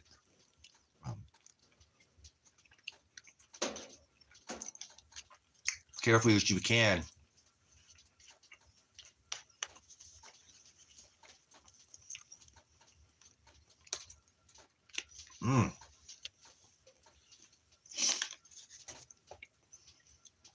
It's fabulous.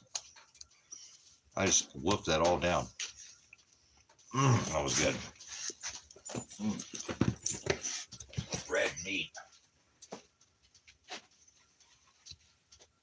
Brad and Nate. Oh, man.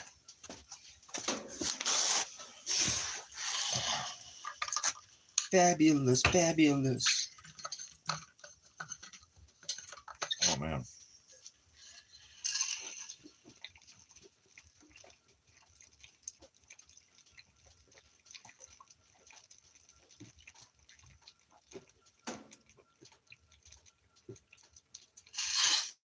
And for his dessert, oh, I had Berkey. Oh, it's always the best dessert ever. Oh, man, that's better than a Red Bull. I love that.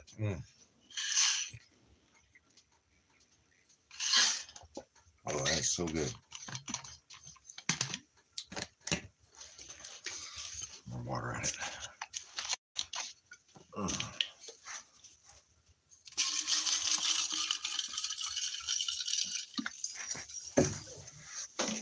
Let's go get this water cold.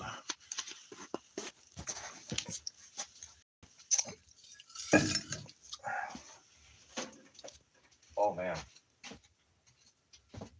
Oh, that was good.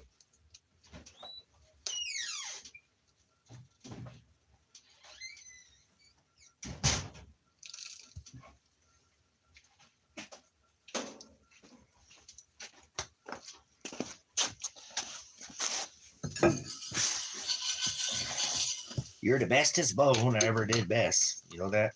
I can just hang out with you forever. You just hang out with my bone forever.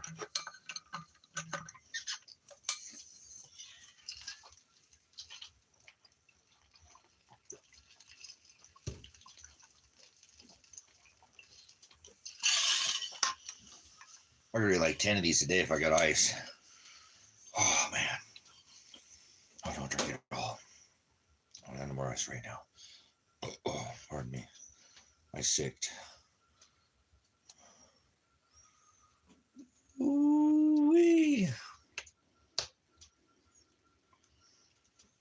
Oh, man. Oh, I gotta breathe. Oh, I ate that too fast. Man, no one of you guys didn't even slow me down. Like, dude, you're just devouring that plate.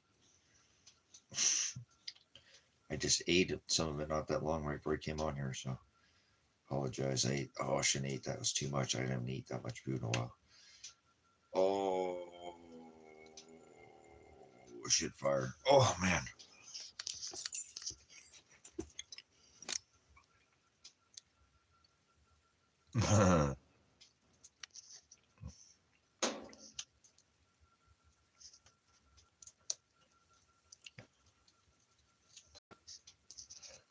Good stuff.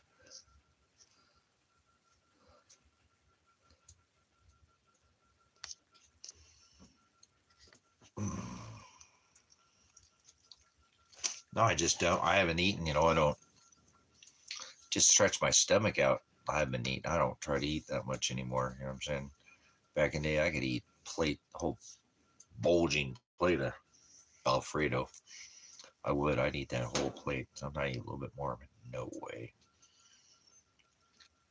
Can eat a half a plate of pasta. So I took that up and broke it into half. You know what I'm saying? What I would have normally eaten in one sitting and busted it up into two. There's still some left in there too. That would have been all one plate back in the day. I used to eat a lot of pasta. If I wanted to be, 160 pounds, like I think I weigh about 158 right now. 57 or something. I gotta eat pasta to stay above 160 pounds. I'd like to be about 160, 165 pounds, somewhere around there, 175, get more than that, but I'm lean. I don't have a zero body fat on my body, so I can gain more muscle mass and gain weight that way, but I don't like getting thin, and I've been down to like 148, I don't like being 149, even anywhere in the one. There was a lot of burger in that too. I did put a lot of hamburger in it.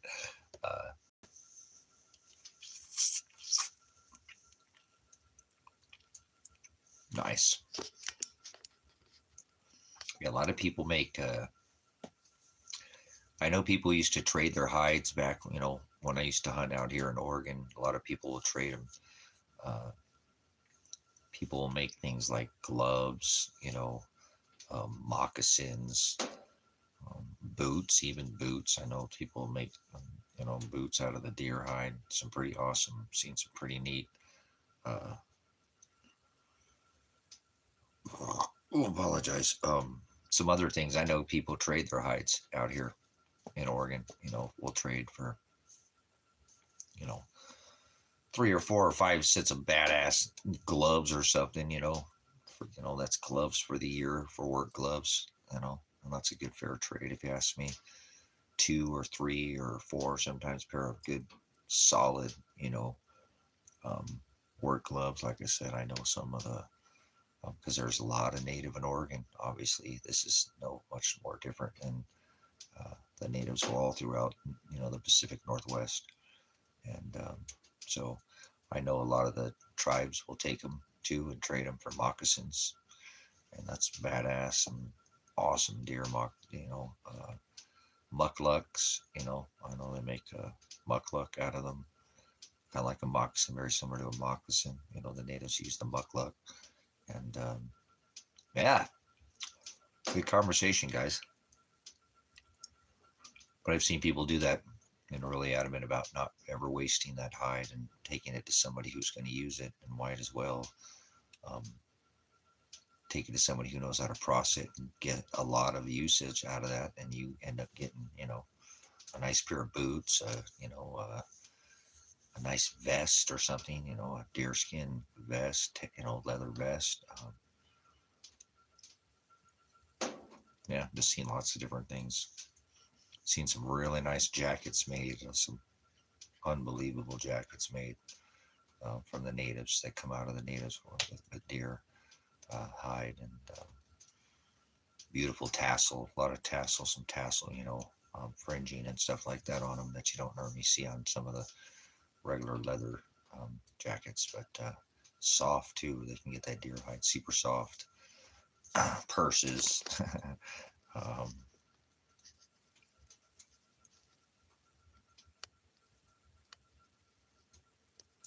yeah, I know. I've seen that. Um, some pretty neat pouches and purses and backpacks. God, they make a lot of stuff out of them here in the Pacific Northwest. Normally, the deer hide doesn't get thrown away. It gets processed. Every bit of it gets processed. They don't waste any of it. That's what I love about the native people. They were so resourceful here that were here. They didn't waste things. Waste not, want not. And if you think just about all the different things you can make with, hats, and it's unlimited. Anything you can make out of, leather, but something about deer hide too. It has its own, it's obviously not going to be as thick as a cowhide, but makes great purse leather and things like that. Satchels, different kinds of handbags, and great backpack. I've seen some amazing backpacks made out of deer hide. And talk about a backpack that blends in, huh? Some of them still have some, obviously, they'll pull the hair off of some and tan it all the way out and take it straight to the hide without hair. But sometimes they'll tan it, leave the hair on it, and make sure it's mixed. I've seen that, like I said, a mix of some pretty neat hiking type backpacks made of deer hide, and they're amazing backpacks. Kind of expensive, but a little bit, but they're, a backpack's not cheap anyways, but you're talking about a leather backpack there with a frame too. And so I'd love to be able to do that, have the time to be able to put together something like that. That's a neat setup to be able to have something like that. You're probably talking about something that take you, I can't imagine the time it'd take to make one of those backpacks to pull all that, all the stitching and all the tanning and the hide, and that's a labor of love right there. you know One thing to make a little handbag, but it's not, hey, that's not easy either, but it's another thing to make a full, like a hiking style pack frame. I've seen some of those too, where they do them. I don't know if you've ever seen them. They'll do them with the actual antler horns, the frame, and they're amazing. It's amazing packs, you know. Frames made out of the horns, and then the pack made out of the hide, and wow, you know, buttons and you know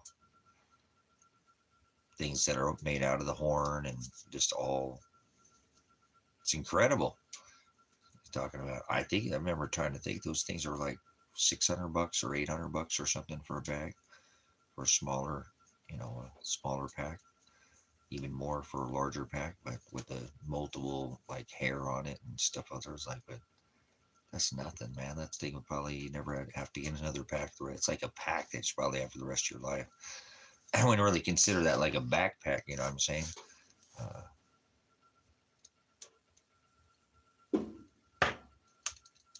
Nice.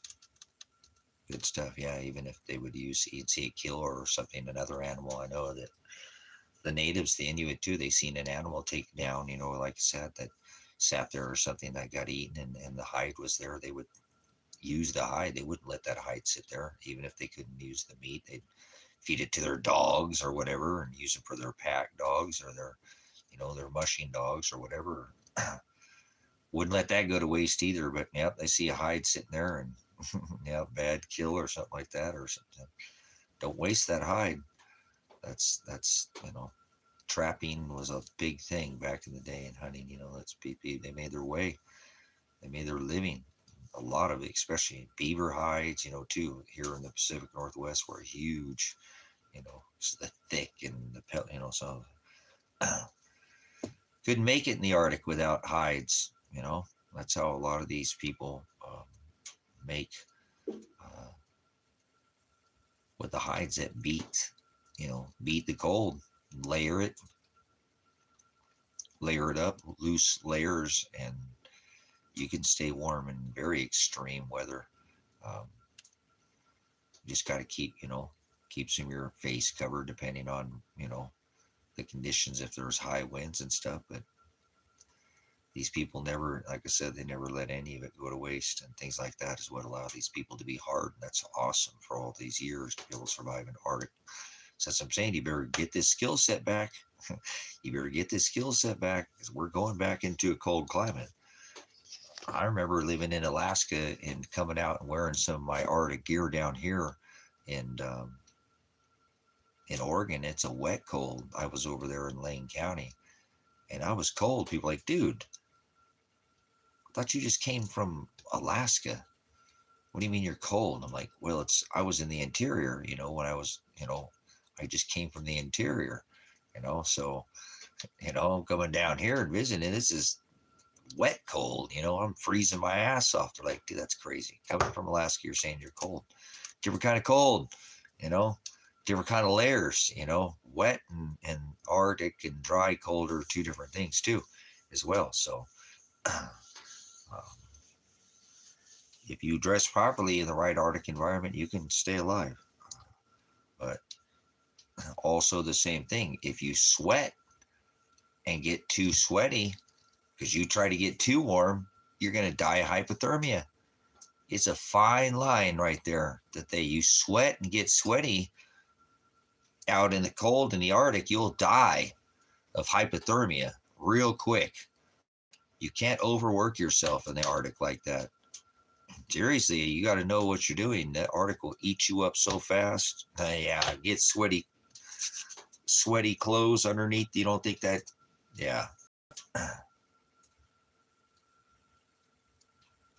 Yeah, there you go. So Sabrina would know what I'm talking about. You can't overwork yourself, and they have to still. Man, that's what I'm saying. That's why I love people who can make it in the Arctic. There is a monkey on your back, man. You never lived where, I tried to tell people, one day the world's going to come where the switch is going to flip. It's going to be easier to die than it is to stay alive. It's not like that right now for most people. It's much easier. Like right now, nobody's banging down my door right now, and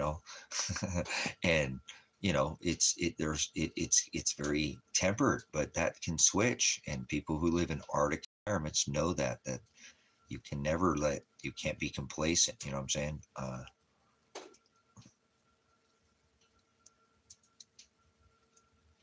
So you got to be careful, because if you get sweaty out there in the Arctic, and you'll die of hypothermia. So you got to be very careful not to overdo and overwork yourself.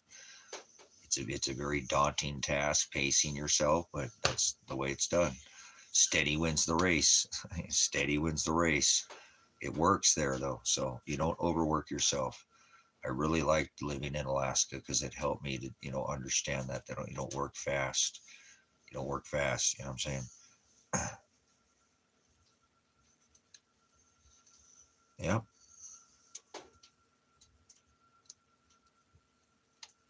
There you go, David. So you gotta be careful. Not some people think, oh, I'm gonna get all layered up and get too layered and get too thick and end up dying out there because they overdressed. You know what I'm saying? They overdressed. You know, and they didn't cool down. They didn't allow themselves, their body to, cool down before they, like Sabrina was said, don't heat up. Like, let the body cool down. If you can listen to your body, you'll know when it's starting to do what it needs to do. Yep. Know your body. She said it right on the nail. Look at that, guys. You have to be in tune with your body out there. I said, I love that. I dug living in Alaska, and then I got to do, like I said, I got a lot of because I got to be up there for a little bit, in a few years, I got to do some really serious training up there. Um, the military put a lot of money in me into Arctic training. I don't know why they did it, but yeah, it's trained me for now too. It's given me all the things that I need to know for this forward, you know, training. We'll just put it that way. Have to do it. You have to know how to survive the Arctic if you want to live in this world that we live in. It's a cold rock that we live in most of the time. So any day the sun can be blotted out by a volcanism. You know what I'm saying? So we could go back into a cold rock like we are most of the time. So that's a really huge skill set to have, to be able to survive in Arctic environments. Most people will not make it in Arctic environments. Most people generally wander towards the more temperate climates. There's not that we don't have people living in our Arctic, in Antarctic. Not a lot in Antarctic, but in the Arctic environment, Siberia and Canada and Russia and Alaska, and there's others, cold China. There's, but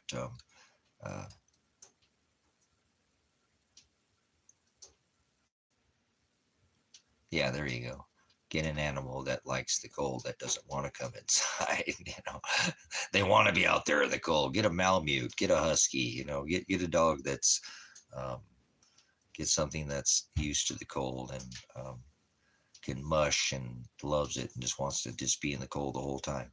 So paws are not gonna, they're used to that environment. Not that you don't need still to protect their paws and stuff, but they're much more hardened to that type of environment. So, yeah, Mr. Bone, he's got the biggest fur coat, man. I bet you he'd do fine in the Arctic. I bet you'd be really good in the Arctic. It's that breed, the way, I don't know what it is. It's the mix in him, but he has a thick fur. He reminds me of having like a husky type fur. You can see how thick his fur is. I think he would. His fur is so thick. God, his fur is thick. It really is. He gets so under fur too. You know what I'm talking about. Like a husky gets that real soft. So I have to get it out of his backside. He gets so much of it around his, it just goes so thick. Poor guy. If I didn't, he would be just, I can't imagine if he can get it out of his back. He's really hard to get it out of there too, but yeah, I do. Um, but he would do good in an Arctic environment because he has that under hair, that a lot of your bigger dogs have too. But some of these other dogs, like labs and stuff, they get a little bit of it. But if you have them in an Arctic environment, I'm not saying labs can really, their fur can change a lot too. I know I've seen people have labs in Arctic environments. They really start getting a pretty good under fur that they don't normally have if you've got them in a more temperate climate. Their bodies will adjust. But that under fur that they have, not just their fur, but that under fur that they have there, um, it's real soft and thick and dense, and it creates almost like a layer, a whole another second layer underneath that. So that allows them to get really, and the snow just brushes right off them. It doesn't penetrate. They don't get wet underneath that, too, kind of like us. They don't get, if we do it right. So um, that's why those dogs make it, man. They got two coats on, damn it. That dog don't want in the house. Oh my God, they're leaving their dog outside. Shut up. The dog wants to be outside. The dog whines to go outside. The dog let inside. You ever seen the inside of the people's door? They about scratch the damn door off, getting it outside. All the dog wants to be outside, laid in the cold, sleeping out there in the cold. They love it, I can't ever bring my animals to be in the cold, though. I don't care how it is. I'm a wuss good it comes to. I won't let my animals stay outside ever. I don't. My cats, I do, because I know they're just a little bit different, and not that dogs can't do, but damn, I'm such a softie. I always bring my dogs inside. I always have all my dogs. I never sleep out. I never let them sleep outside. Summer months a little bit, but not very often. I still let them come inside if they want to. Tango, he'd sleep outside during the summer months, a little bit. Not very often though. He liked to come inside. Um, but he loved to be outside during the day. He sure did. I miss my biggie.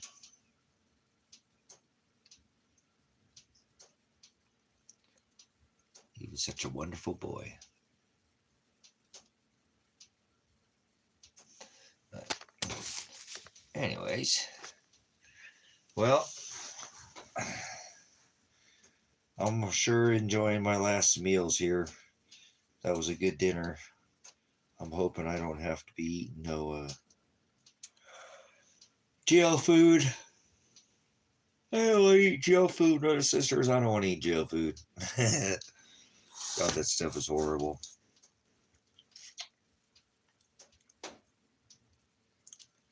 And I don't eat pork, so there's a lot of pork dishes in jail too. So, will this attorney call me Monday? I don't know. If he doesn't call me Monday, guys, I can almost tell you that I feel like, I'm being set up by Father. You know what I mean? Father set me up, so.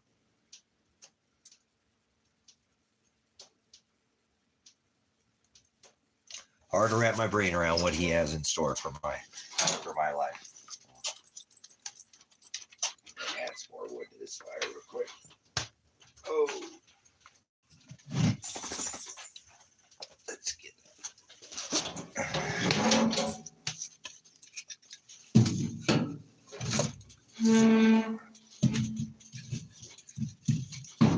Get in there. Get in that wood stove.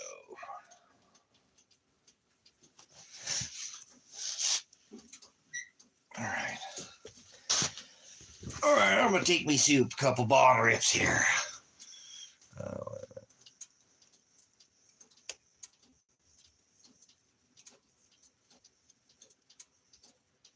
Yeah. There are some dogs that people don't realize, especially in the city. Well, people will be calling people, the neighbors, like the animal control and stuff on people for leaving their dogs out when they don't realize their dog that is more of an Arctic type dog, like a Malamute or a Husky, or these dogs are definitely Arctic type dogs, and they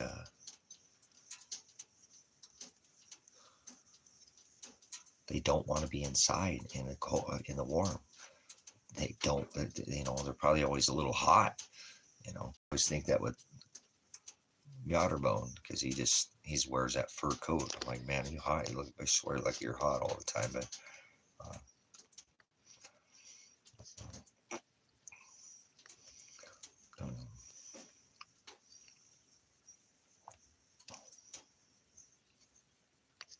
nice. Yeah, like my big. He was 13 years old, man. How many years is that in dog years? That's a lot of dog years too, isn't it? 13. So yeah, he was around for old puppy. So I'm thankful.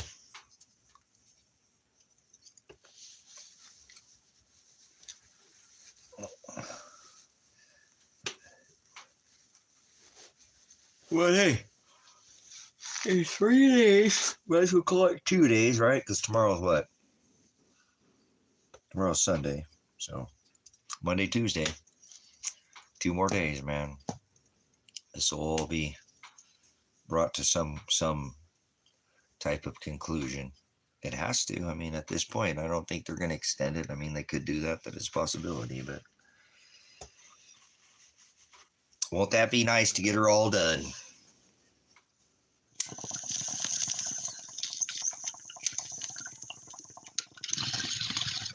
I may move backwards. I might not move forward, so I have to be ready for that. You know what I mean? This could be that way. Father might choose to just sock it to me. Might not be done beating me yet, testing me, or whatever he's doing to me right now. So, but there will be something. Yo, Big, he was act like a puppy up until the day before he died. He went to bed a puppy, and he did. He was a puppy the day before, so he thought he was.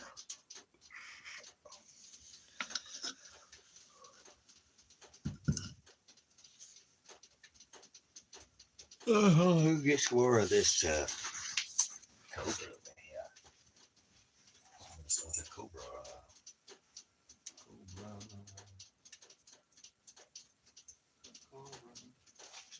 Commander. Oh.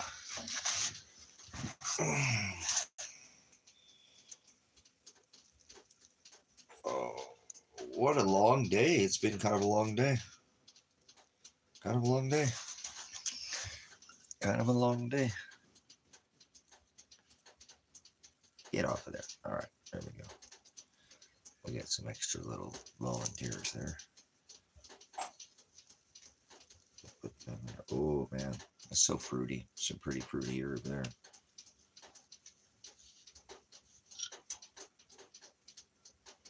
Smell how fruity that is? Oh, that's super fruity. A Rudy Tooty, fresh and fruity. A couple little purpley nurplies on there too. Some red and purple and yeah. Yeah, that's the ticket. Yeah, a little bit of a long day today. I don't know. I don't know.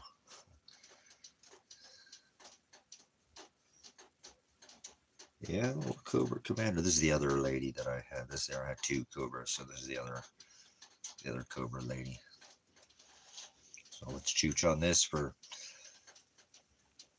because they don't have cannabis in jail.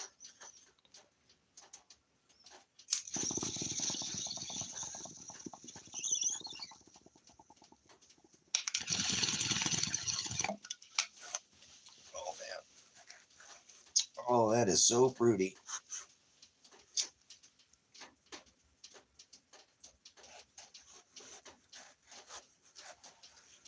It's the Rudy Tooty, fresh and fruity. Oh, something like that. Something like that. I like it like that.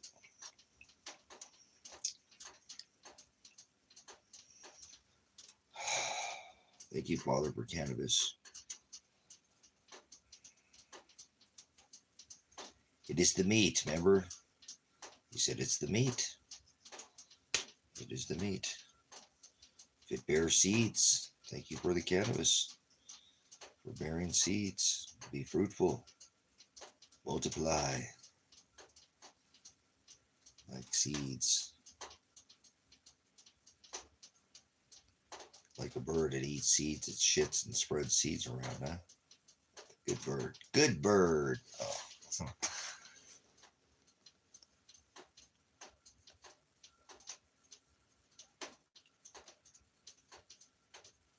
Oh, that sucks. I'm sorry you're out, David. I don't like people that have to be without medicine because it's just medicine to me, man.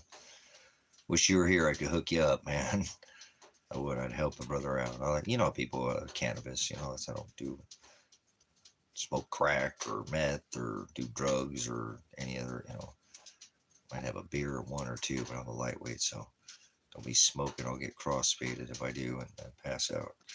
Um,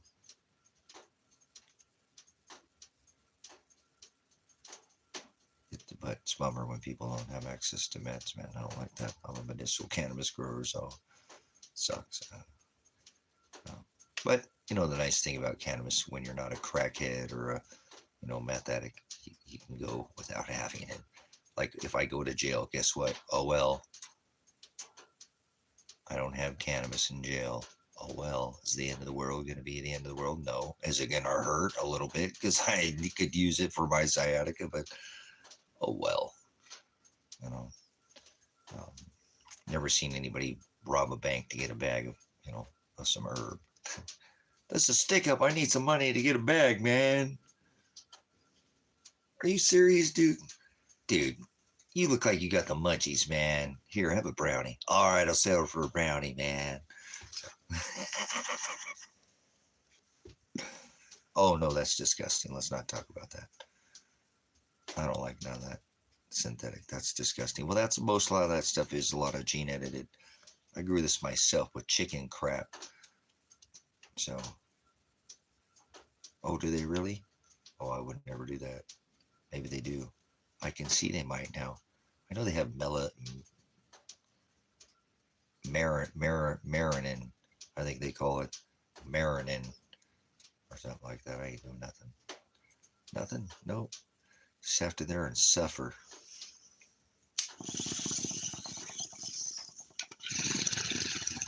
So for now, I'm going to chooch on some cannabis that grown with some chicken poop that I grew, the chickens, and organic honey and organic cane sugar. And it's tasty. So I grew the fertilizer myself. Thank you, ladies, my little ladies out there. I get laid every day. We got laid 4 times today. Thank you, ladies. 4 beautiful brown eggs. One of them's got some little pink on it. That bird's going to start laying pink eggs, dude. I'm telling you. She lays a pink one now. She is definitely getting that pink hue. So, nothing like getting laid. So, gotta love my ladies. Get laid. The ladies get laid. They get shit on. Man, I'll tell you what. This is a natural, just organic environment here. We're just like permaculture at its finest. Heck yeah. Chicken eats the eggs, we eat the chicken eats the chicken. I mean, think about it. Liquid chicken. I mean, it's just a big cycle out here, man. I love it. You guys go to the store. I go to this right here.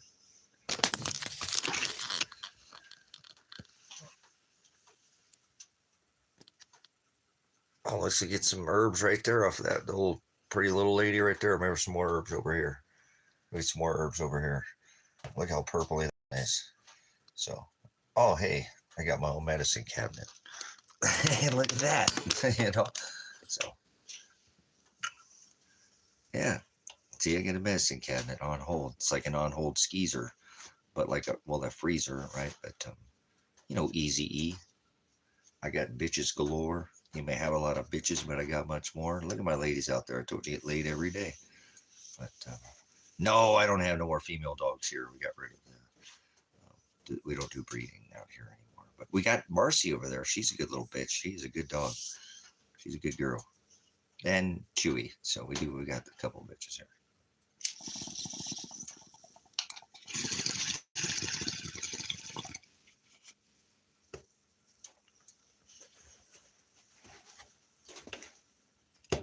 I just did some easy E.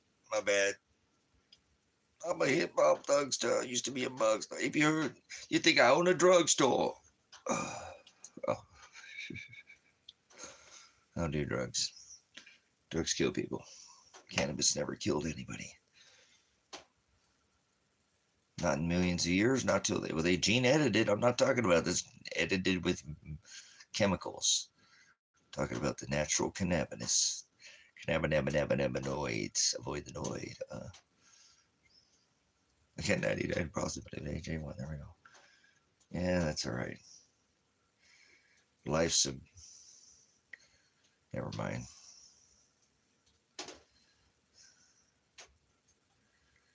Oh, man. That is some good herb, though. I like the taste of that. That's a little bit... It has a little bit different... A tiny bit different flavor. I haven't cured it like the other plant yet. I'm just letting it sit there. I told you I'm going to let it sit there for... It's fine. I'm just chooching on it like that. So, I've taken some plants and left them on there for a long time. And just almost smoked all of them. Never even cured them out because they're good the way they are. You know, I'm not going to need to cure them. I'm going to use them in the next month or two or ever. So I like to cure them if I'm going to keep them for any length of period of time. It gives them a whole different type. It gives them longevity too, is what it gives it. But I have these other ones been curing, so they got a little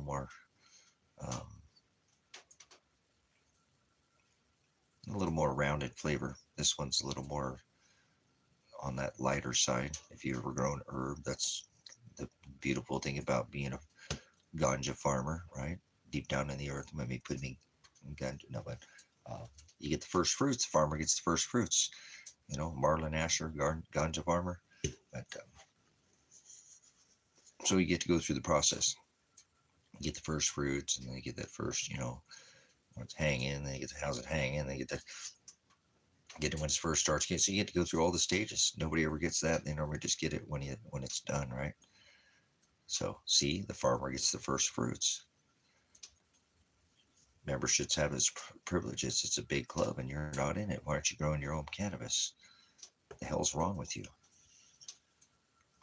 You just like getting gene edited cannabis at your dispense like a Pez dispensary. Isn't here cotton candy, Cotton Eye Joe? You got cotton mouth or what?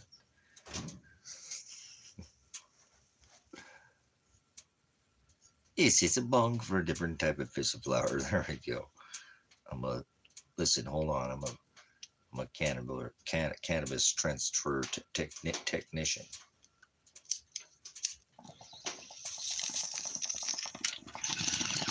It's my medicinal transfer device. It's a beaker. We're having a science experiment. Anybody want to experiment? Weird science. Oh, we got beakers over here blowing bubbles. See, it's a beaker. We're having a science experiment. It's a beaker. Don't you remember in science class? See, we're beakering. We're having a science experiment. Oh, so.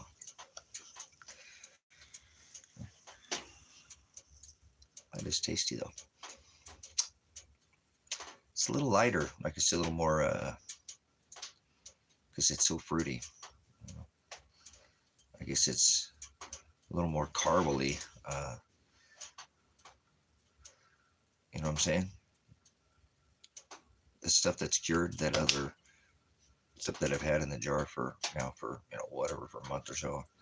And it's a little more, comes into a little more caramel, a little fuller taste. That's still real light and fruity. And not that other, because they're the same strain, same plant, you know. One fell over and got broken, and that produced like twice, almost 3 times as much as the one that didn't. And I knew it would. When it broke, I'm like, well, we'll see. I bet you'll grow more than the one that didn't break. And sure shit, it did. It grew like 3 times as much. It did. And even this one didn't have quite as packed. It wasn't quite as dense either, you know, and that's fine. I don't like dense herb anyways, but you know what I'm saying? It outpaced it. It had nicer colas all the way around. It didn't have the nice, you know, this was that one I showed, is that big long, you know, it's a beautiful plant, but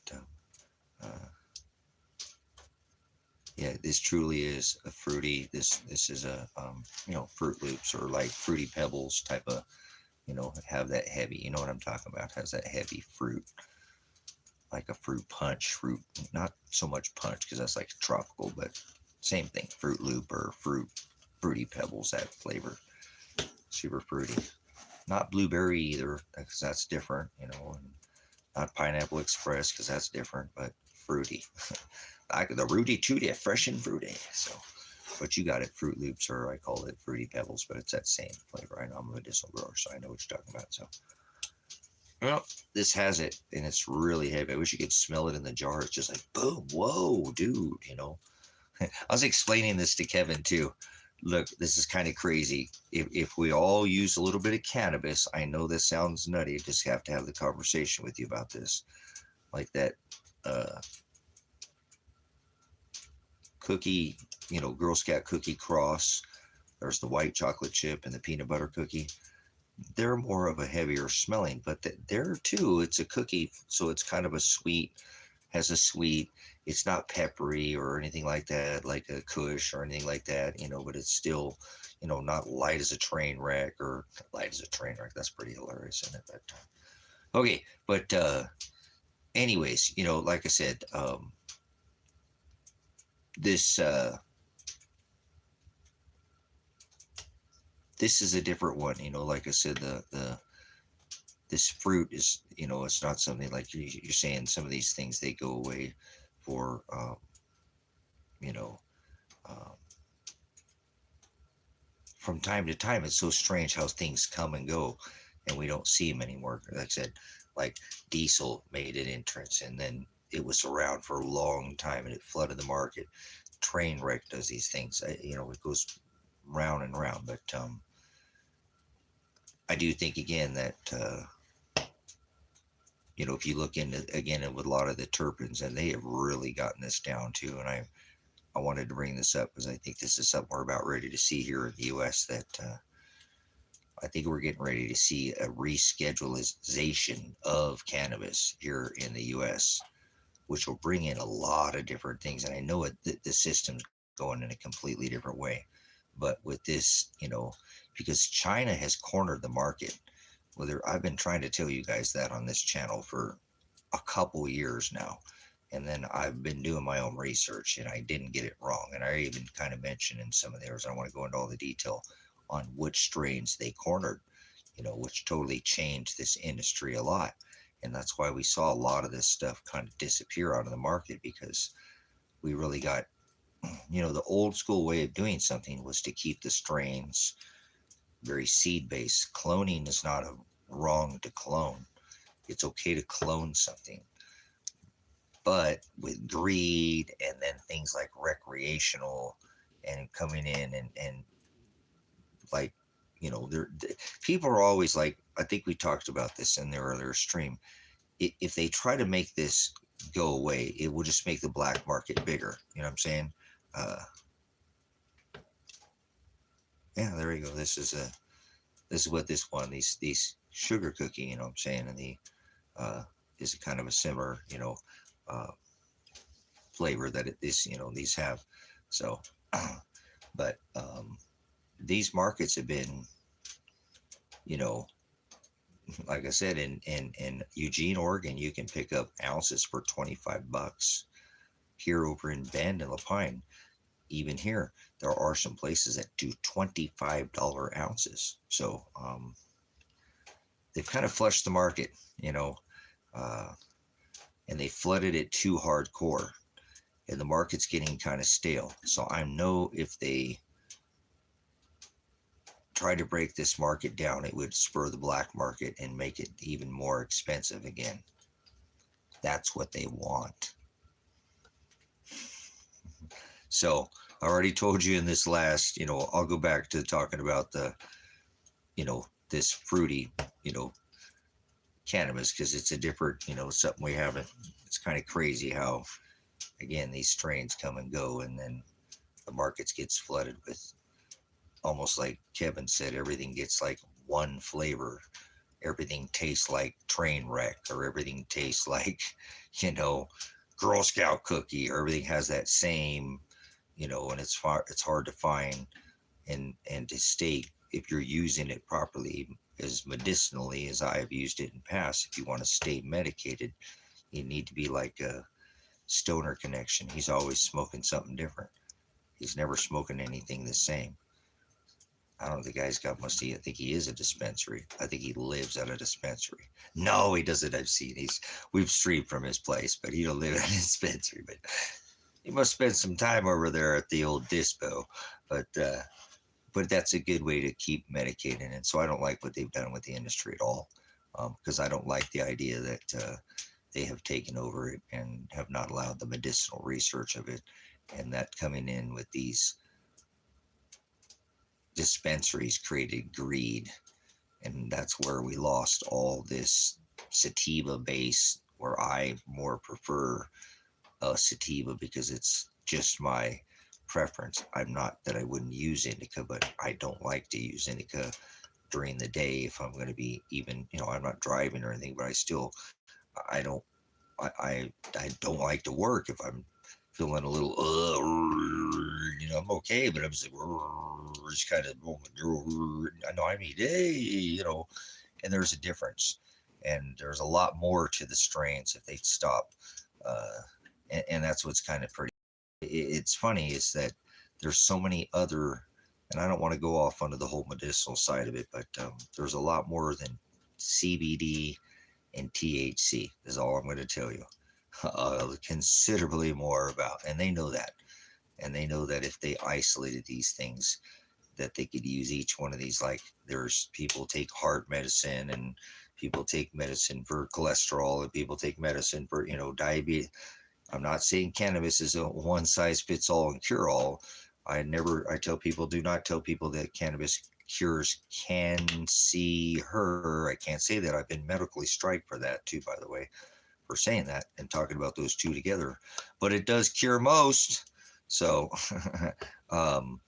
if used properly. So I don't like the industry at all, yeah, that's what I'm saying. You know what I'm talking about. There's so many more. It's a large list. And when used properly, that means, that children could access certain strains that would not get them high, okay, that would still have the medicinal effect for such things like grand mal seizures, that things like THC and, theory worked for, children to stop and have, we would never allow children to have access to this. Shut up, so. But there's a lot of different, and remember that too, connection. There's going to be different. Each person's going to be affected differently. Everybody's chemically made up completely different. I mean, we're all made up the same, but we are very differently. pH, all of us respond. Some people are, addictive personality. Some people are not. We're all, so things affect everybody. As a prior law enforcement officer, I'm going to tell you that a lot of variables. Different, DRE, DWI, DUII. There are people who are, hey, your stress level, how much you had to eat, how much you had to drink, how much you had to sleep, how much that can affect your levels of, intoxication, if you will, so, yeah, but back to what I was saying, I'm thankful that I have access, and I got some access to some good meds this year, and that I grew this Cobra out, and it turned out to be very fruity. It's not the most fruity that I've ever had, but back to what I was saying about Kevin and I talking about this fruity strain. Now listen, if you're a stoner like Stoner Connection, it's not going to work for you, Connection, okay? But you'll understand this. Sabrina, you're a stoner too. So, all right, whatever. So, but not me. I don't smoke marijuana. I'll never forget when Kevin said that to the cop. So, okay. But anyways, so this strain in here that I have is very fruity. And when I open it up, like I said, if I open up this jar right here, ooh, that's the Rudy Tooty. It's like, it is. It's almost like it's high citrus too. And I don't mean to over, because I don't want you to think it's like lemon, but it's really fruity, like almost like he said, like a Fruit Loop, but not that strong, because it's not that. It isn't that quite Fruit Loop, but it's real close. That's why I'm saying I've never had this strain before, but somebody turned me on to it because he knows I've been a grower or whatever. I wanted some sativa. So if I open this jar up, it's gonna smell super fruity. Now this is only for people, us, and this just stuff's in here. So anyways, now this jar here This is the Girl Scout cookie. Ooh, when I open that, that has a nice, it's kind of like an earthy cookie on this one too. And I don't mean to go there because it's a cross. There's a peanut butter, so if that makes sense, and it doesn't take, so it has still kind of a sweetness to it, not a skunky smell. Neither of these smell like skunk. Okay, neither of these smell like skunk. You know what I'm saying? These don't. You know, this one. Gee, this smells like freaking pineapple, fruity, tutti, fresh and fruity. Okay, so, oh man, when I open that up, if you're a smoker and a cannabis smoker, okay, guys, this smells like fruit. Does super fruity. Oh man, it smells good. This is peanut butter cookie. So this is a Girl Scout cookie cross, you know, and this is, you know, this is more like that other, and I showed you this, I think, you know, pull a piece out of here.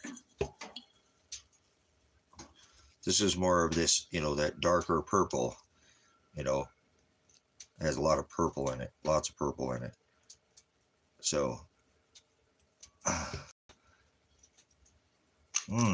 it's yummy. It's like you said, like a sugar, like a burnt sugar cookie, exactly like Stoner Connection said. And neither of these smell skunky. Yes, the fuck they do. Not to us, they don't. Just so you know. Seriously. If I open up this jar in this room and you didn't smoke, do people think somebody hit a skunk? David, you might be in on this too. I don't know how much you smoke or whatever. I don't care how much you smoke, but if you don't have to be a stoner, but if you partake, that's what I was talking to Kevin. He's like, dude, that's so correct. And he's like, that's hilarious. That our brains are different. They don't smell those terpenes. Kevin's super smart. He's a freaking smart dude. I love having brother Kevin around. I really do. Their brain is only smelling that skunky side of the, we're smelling the sweet. They don't smell that at all, just so you know. Isn't that crazy? Open that jar, dude. That is freaking sweet. Smells so good, so yummy. They don't smell that. All they smell is that skunk. Boom! Oh my God! Somebody, seriously, you know that smell? That's all they smell. They don't smell that sweet smell at all. Their mind and their brain will not allow them to smell that terpene. Feel blessed, brothers and sisters. Father said if it bears seeds in Genesis, remember, it's here for us to consume like meat. Remember, like the meat. So I'm giving you the meat. Eat of the meat. Just hear what I'm saying, though. Think about what I'm trying to tell you. Their brain only smells the skunk. Sabrina, you know what I'm saying. Scott, you know what I'm saying. David, I think you know what I'm saying. Isn't that incredible? They can't smell that, guys. I open that up. I don't smell that terpene in it, the skunk terpene. It's in there. Absolutely it is. You put that in a bag and take it away from this house, it'll just start smelling more and more like skunk. But our brain doesn't smell that. It's like two stoners asking each other, you know, after they're done smoking, you know, do I smell like I'm, you know, I smell? And he's like, do I look high? You're like, no, man, you look good, man. Right? Like, you're gonna smell your buddy. You walk in the store, you're like, what the hell, dude? You know, he's riding shotgun. I'm driving. You know, he's not. He's the one smoking. Yeah, right. You know, come on, guys. You think you're gonna? You roll down the window. Smoke him if you got him. But yeah, do you see what I'm saying? If that makes sense. Your brain, if your mind, because you partake in herb, they're not smoking. They don't smoke it at all. They smell that heavy smell. You're not going to get away from anybody, brothers, sisters. If you smoke herb, they're going to smell that, just so you know. You smell the rooty tooty, fresh and fruity. Okay, so you know. But that just letting you know, I'm being real about it. Your brain is not going to, you know, Even though you could, if you think about it, you're like, oh yes, now smell that jar again. Yeah, you can smell it. If you have to think about it, you can smell that everything smells skunky to them. So, you know, even the fruitiest, you know.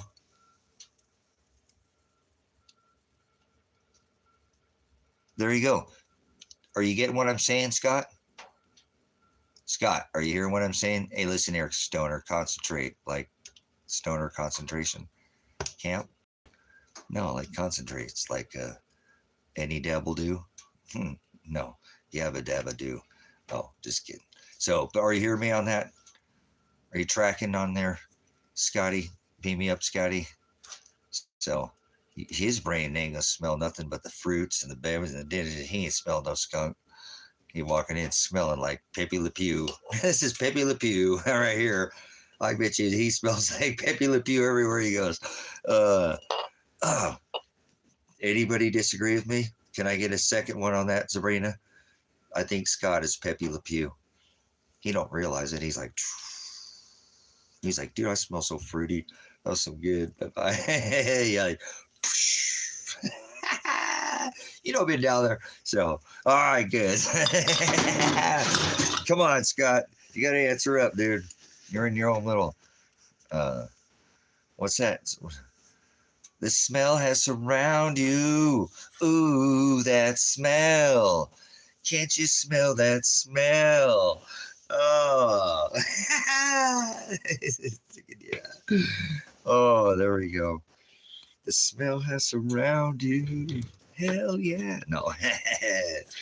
Oh, we're just giving Scott a hard time. My bad. Hold on, I get a drink of water. That's good shit. What can you do, man? One day at a time.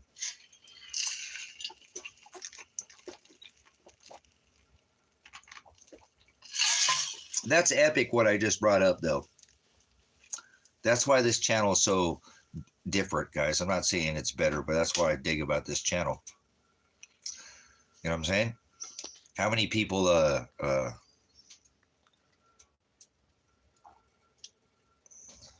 who's the cat you're chasing?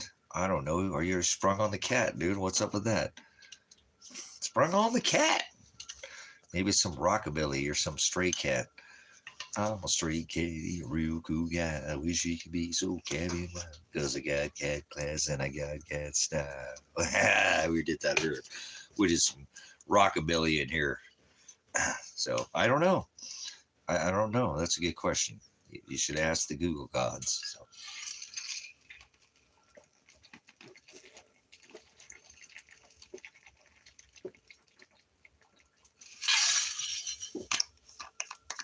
Oh man, I'm telling you, water makes me feel sometimes better than cannabis. Oh, Father, thank you for water.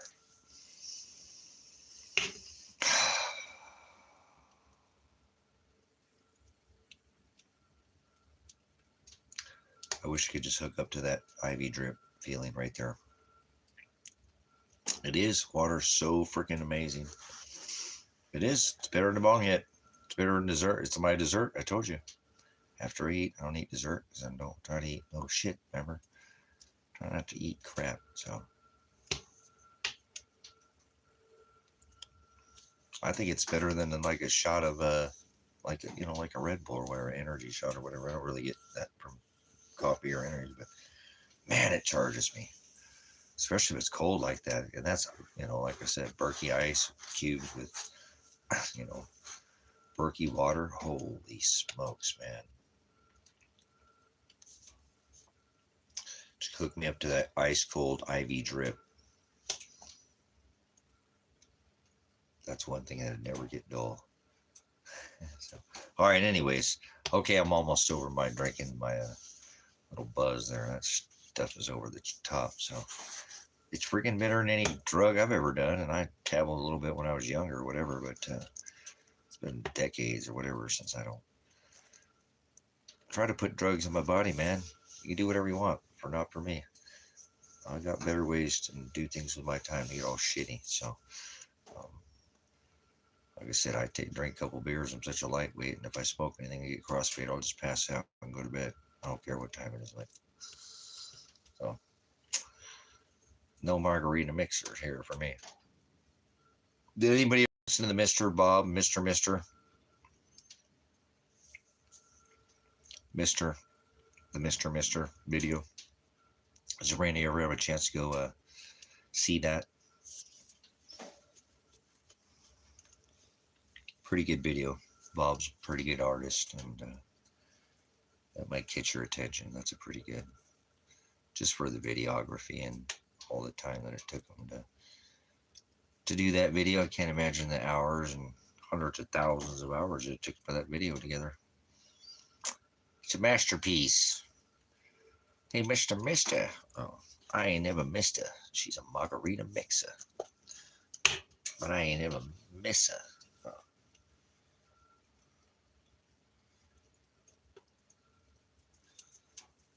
Oh. And the connections, finding more ways to integrate his life with cannabis and bong addicts. I know, that's bong, it's bong-tastic.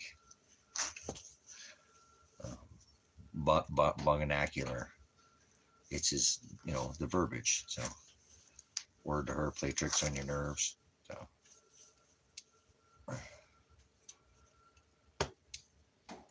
yeah, I'll have a drink, like I said, every once in a while, David. Now, I haven't, most of my life, I say this, my son's creeping up there. I think he's 22 years old or something. 23 years old when he saw me take it, ever drink a drink, and he's 26 now. He just turned 26. So it was just something in the last couple of years I picked up, but I don't overdo it, like I said. 2 is my limit. 2 is my limit, normally. And what I've told everything, this is almost with anything other than cannabis that I know of, is you can't do it more than 2 times in a row. Meaning get shitty on the weekends and go to work. I'm not saying be a debt slave, but put in 5 days of good work. Why not do whatever you want for 2 days, even if you want to just be shitty and hang around, be all, oh, hey, what's up, man? And then you go back to work. Let's say you don't go to work for yourself or something. So what? You're not an alcoholic. You're not a drug addict. I've never heard of a weekend crackhead. Now don't get it twisted here. But, rockhead. But my limit would be normally like two drinks, never more than 2 drinks, or 2 days in a row. And what I was trying to say with anything, and I don't care what you do. Seriously, I'm not saying and advocating any of this adult stream for doing drugs, but even if you did something kind of hardcore and you did it responsibly because you were at home and you wanted to get all shitty and get all whatever with your wife or something, that's whatever you guys did or whatever, had a good time. I don't care what you do. You can't do it on the 3rd day. You can't do it the 3rd day.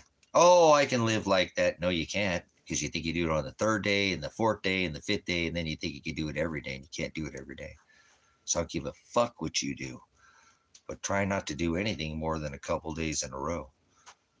I tell people, if I'm doing it on the 3rd day, something's wrong. You'll know something's not right. I must be having some serious hard times. You might check on me or something, because you can't live like that. Okay, guys? If that makes sense, okay? I thought about writing a book about this a little bit.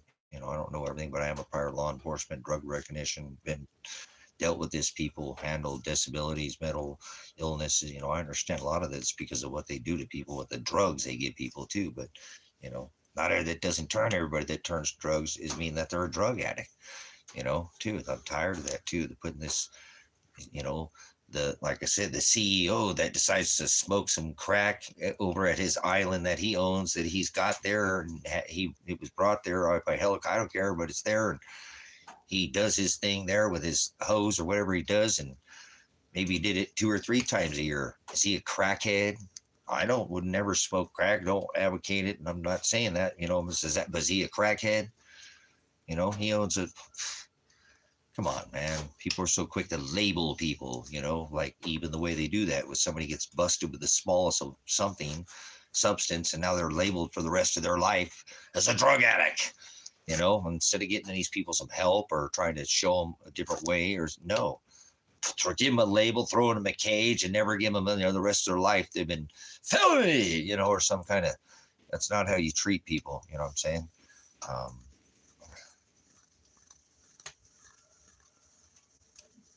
So, who did?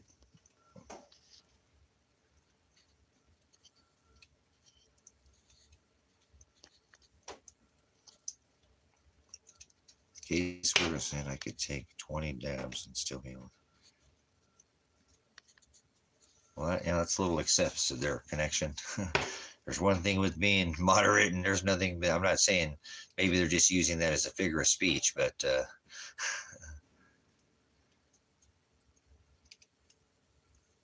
but I told you I don't think the dabs are. I think the dabs are ruining people's what cannabis did for millions of years. So I don't like the dabs for people misuse them. And I know medicinally you can throw every year cycle off and make the THC not work at all. Actually start some negative effects by excessive uses of cannabis. So I'm going to advocate against excessive. You can start shutting off receptors because you are doing excess. So that's what anything will do. It's just not cannabis, but that's just about anything. So I really want to try to tell you that things work better in small doses, much, much better. Try just doing it very lightly. You'll get fucked up if you don't do it very often. Very strong. People advocating, oh, no drugs, no legal, probably only did it a couple times. Remember the first ever time you did cannabis? Whoa, like the first time you put a little dip in your mouth, and, smoked a cigarette, and he'd take a couple drinks. Yeah, right.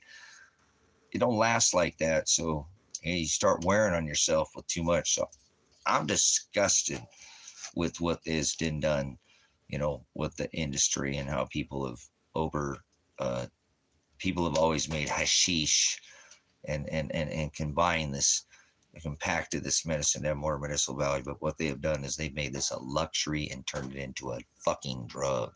So they have. I don't care. I told you I advocated for non-legalization. I don't think people should be able to just go there and get whatever they want. People have diseases. People have conditions, broken backs, fibromyalgia. They have, cancers. They have things that have worked in the past and been proven, depression, things like that. But I'm not advocating saying any of it worked for any of it. I'm just telling you, I know that excessive doesn't work. Excessive creates more problems. So there are people who I know. I am a high pain patient. I don't use high pain medicine like that. They want to give me massive doses because of how bad I am, but I don't need to use it like that. It starts wearing on me like that. Even cannabis, natural cannabis, even cannabis I grow. So I just don't like to do it that. I don't want to feel like that. It actually works much better if I don't use it excessively like that. So, and I think I use a fair amount, but I don't think I'll ever use it. Like I said, I'm one of these people like Scott. He's a high pain patient. And I'm actually kind of a little, I think what Scott has said is excessive what they're doing in Canada, but that's Canada, not America. I'm not worried about what they're doing in Canada like that. I don't have to, be under the Canada, it's been legal a lot longer in Canada than it has been in America, so to speak. So they're going to have different regulations up there. So, but high pain patients should get access to more cannabis. That's all I'm going to say. But this extreme compressed dabs and all that is too much. It really is. It's just too much. People use way too much excessive. And I knew, and I never wanted to even really see it ever again. If I could help it, we could just go back to flower and deal with it. If you can't get access to dabs, is when people say, well, no, I don't use flower because I can't get high because I only get high if I smoke dabs. Fuck off. So, you know what I'm saying? Just saying, that's how I feel. I'm going to leave that subject alone. We'll move on to another subject. But seriously, when I heard that first time, I'm like, dude, that's just, I was like, dude, I wish they'd just take all these dabs away from everybody. This is too much. It's too much. People for millions of years have used cannabis and never killed anybody. You know what I'm saying? And it's always worked perfectly. because they didn't use it excessively, and now somebody's saying they can't use flour because it can only use dab. That's exactly what I'm saying. You know what I'm saying? Because they just ruin the medicine and don't work on them anymore. I don't care what they think they have, or you know what I'm saying. They can have everything, but cannabis will stop working properly if you do too much of it. And I don't care what anybody says. I know this. I've done this. Like I said, I have a little bit of a background, so um, so kind of crazy though. I've heard people multiple times. A lot of it was over there in Lane County. When I lived over there, and it just got really excessive. Eugene is a place where it's hard to go anywhere, and you don't smell it. It's quite excessive in Lane County. There is. You want to go places like the cannabis capital of the world, man, it would probably be Eugene, Oregon. Serious. It is a freaking, it's hard to go anywhere downtown. It's a college town down there too, and all that. So it's everywhere. It's hard not to walk down the street. It's everywhere. There's a lot of dispensaries. So, became a little excessive, you know, um, uh, and I told you that I don't like the amounts. I was talking to somebody in the dispensary, telling him that THC only gets so strong. But he's like, oh yeah, but this is whatever you call it, where they start combining, and I forget what they name it, a thing for it when they add and roll it and do all this whatever, all of it together, where they can get the THC and up, 30, 40, 50, so look, if somebody wants to have a good time, I understand.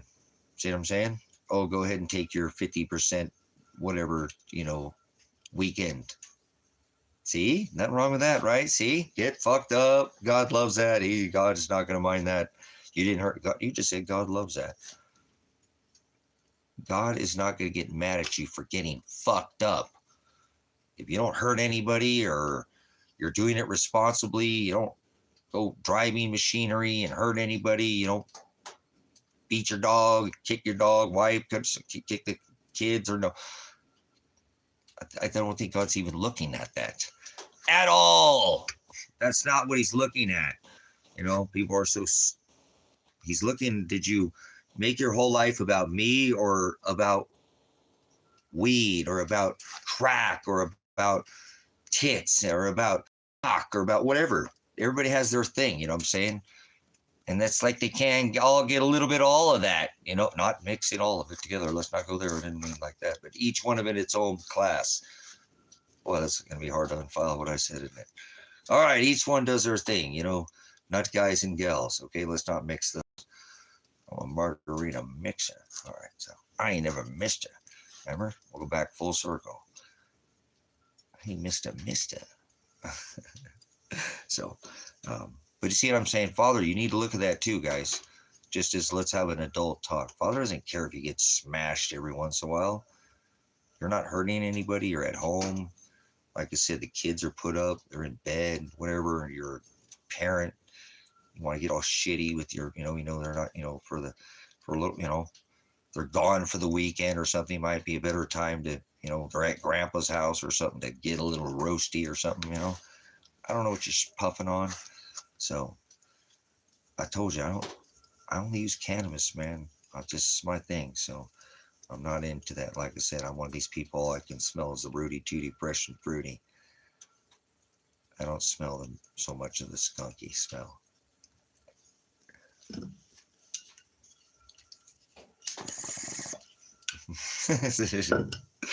Whatever, man. I do me and you do you. So people have their own flavor, man.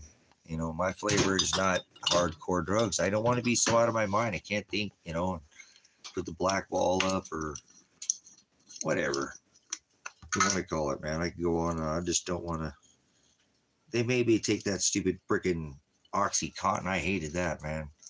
Oh my God. Oh.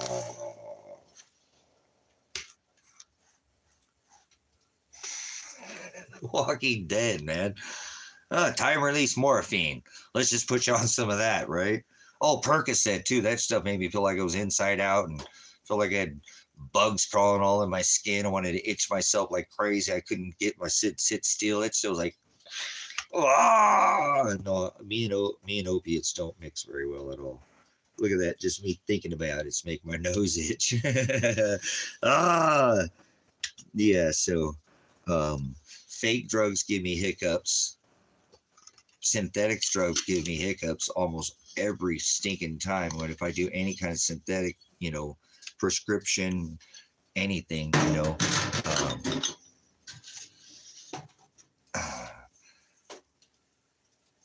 Oxy made me mad. No, it just didn't. It just was like, you know, I'm there, but I'm like, dude, this is freaking too much. I mean, this is like, it's like a little dark and a little, it's okay to take a little puff and get a little, darkness in the room, but that is like the whole wall, the whole room, like, the whole, what I'm saying? Uh, does it? Yeah, it didn't make me mad. It just was like, I didn't like that feeling, you know what I'm saying? The whole, I could deal with it, but that's not how I want to feel. I just feel like shit to feel like that. Why would you want to feel like that? So far gone, but yet you're still there. Fuck that, dude. That's just not my thing. I did that when I was young. I thought we grew out of that. You know what I'm saying? And I'm not saying you can't get a little shitty every once in a while. See what I'm saying? It's okay to get, a little toasty or whatever. Ooh. But don't put in a prescription make them feel like that every day. you know? So, uh, good. That's a good thing to have. No later connection. It works good if you need it for, what I'm saying? If you needed it on the fly, like you said, is a medicinal, good stockpile, good stuff. Try to keep that stuff, put it in a never mind. I'm not going to tell you how to store it. You store it however you think you should store it, but try to store it properly. That's all I'll say, that so you can use it for medicinals later, and it would work great for people that are, in severe pain. Somebody broke their leg, they got bones sticking out or something like that. Give them one of those. It's going to work great. That's a perfect time to use something like that. Don't be doing it every day. Okay, guys? See what I'm saying? There we go again. Pharma, I don't like it, but if used properly, so what? Now don't get them hooked on it. Oh, nope. Scott's like, hold on, Mel, I got some more of these. Let me write you a prescription. Get them hooked on it like phonics. It worked for me. Oh, man. That's horrible. No, they do this in waves too. Remember all this stuff they do, Percocet, Vicodin, Oxycontin. There's all these different, I know people do different, different times. I remember I can't remember, it was a while ago, 20 years ago or something. I think that was one of the things I remember people used to, Vicodin. I don't hear that anymore. I used to think it would be something that now it's these other ones. There's all, now it's fentanyl. It's crazy. That's what I told you. It's, oh yeah, I would never take gabapentin, but I know what that is. Obviously with seizures and back and issue. Um, what is the other one they ever had me on? The nortriptophan. I think it was nortriptophan or nortriptyline or whatever that is. That one, if you stop taking it, you'll die. Got to come off of it. Like, you can't just stop taking that. I'm like, oh yeah, watch. I'm not taking any more of that anymore. Like, you're gonna die. I'm like, okay, we'll see. I don't think I'm gonna die, but yeah, some of those things they had me on. They made me take them. They forced my hand, so I didn't want to. But then they made me have surgery, and then I left the state of Oregon. So here I am today. No prescription drugs, and still standing and no surgery. So I didn't need the drugs, and the surgery didn't need it. So might have been a little better in my life, but it could have ruined me and wrecked me and never walked again. So I'm okay with the decision that I made. Again, I didn't want to take drugs and feel like dog shit by taking their pills, because I remember when I did, I never felt any more disgusting, and from the inside out, I felt sickening, and I'll never forget the taste in my mouth from it. And it felt like it took me months to get that flavor out of my mouth of it. You know, it just never went away. I was like, I never thought it was going to come out of my system. You know, uh, no, not that Mister. It was, but hey, we'll go for that. Nothing wrong with Broken Wings by Mister. I was talking about Mister by Bob. But hey, that's all right. I know that's nothing wrong. Hey, I like the '80s, man. I like all kinds of music, but.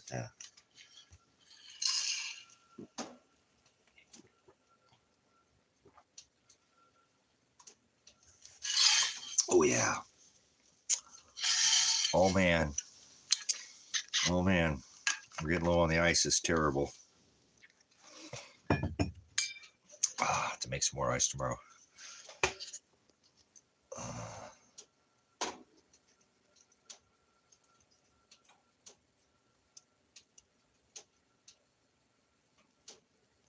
Yeah, I would never get cortisone. No.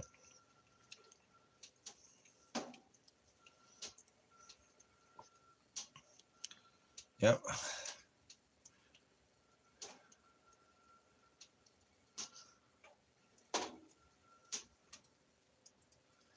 Yeah, so you got to be careful. See, even look at that. Look at what Donald just said.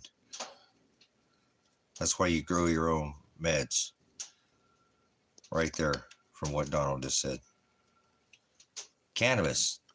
Cannabis. It can happen to any one of these. It can happen at a dispensary. I know you think it couldn't, but that's why I don't ever take one of their little dragon pens. And somebody's like, here, have a little puff off my dragon pen. You know? Like, no, I don't want to hit off your little electric dragon dick. Take your chooch on your little electric, pencil there. But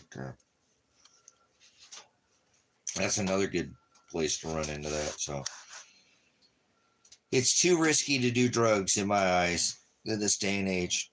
It really is, with that one single statement that Donald just said. Seriously, that could be in anything now. Did you hear what he just said? In cannabis, of all things. Absolutely. So you better grow your own, man. Before Trump makes it illegal. He's not going to make it illegal.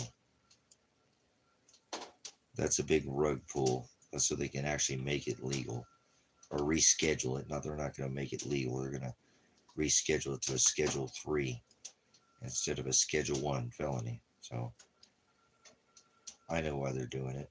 I'm not stupid. I already told you that the cannabis industry is getting stale. A lot of people have chosen, to go to a more harder, not even because of that, but just, there's just more of it out there, so the sheer numbers. Cannabis isn't the gateway drug. Listen here, Reefer Madness, Um, I'm thankful right now that I can have access to my own medicine, that I grew, because it's been years too. Uh,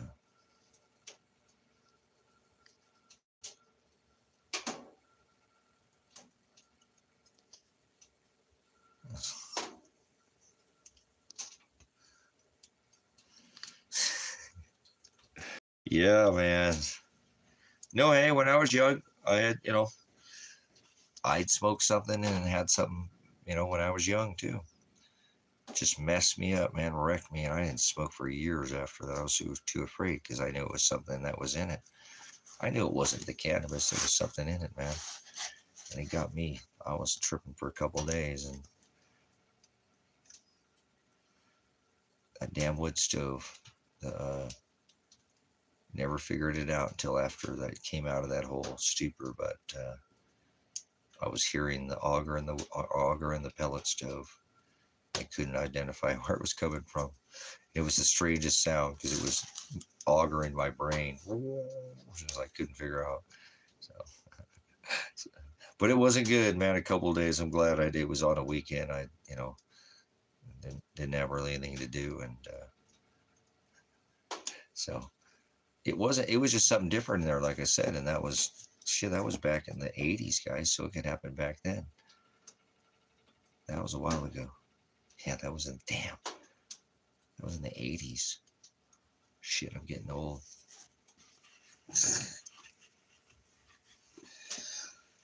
Since then, I had no bad experiences, but I'm very finicky about where I get my stuff, from. I try not to just chooch on anything. So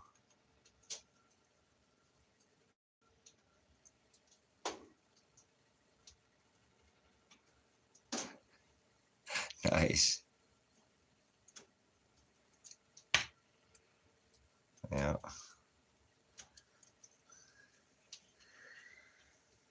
Good. All right, guys. So let's wrap this up. Let me go for a few hours here. Come back in tomorrow. Tomorrow's right. What? Sunday tomorrow. So on Tuesday, got to take it to court. So take it to trial. It's gonna be one hell of a ride, man. Going there without anybody in my favor. So no witnesses and no evidence, but I'll make it. Father will do whatever he wants to me. So thanks for letting me hang out with you guys for a little bit. Burn off some time so I don't sit here. I don't really want to watch what's going on in the world right now.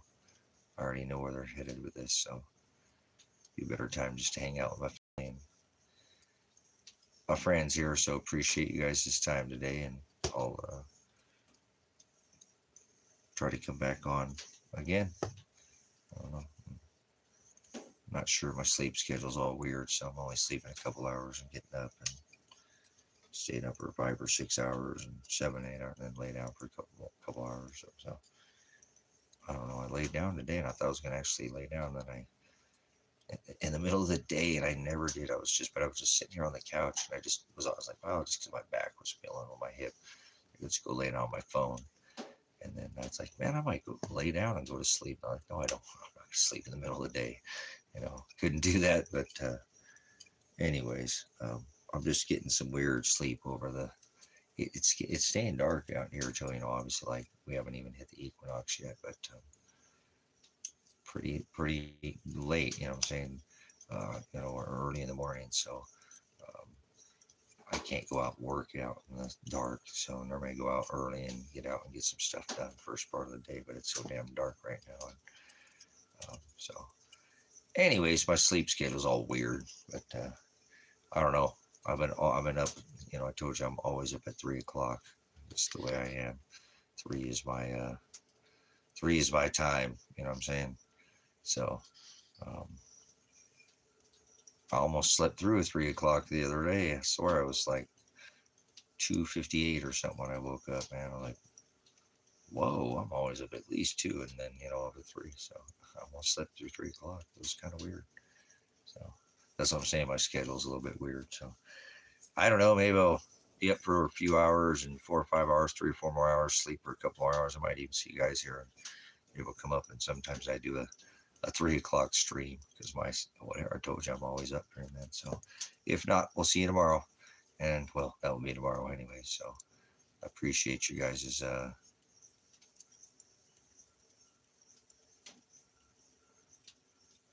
yeah, I don't, like I said, my schedule's all weird.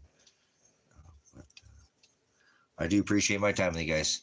I'll see you again. Thank you for your time. And I think it was Shaquila came in here originally and gave something, whatever those things are. I'm not sure if I'm gonna make it this month on the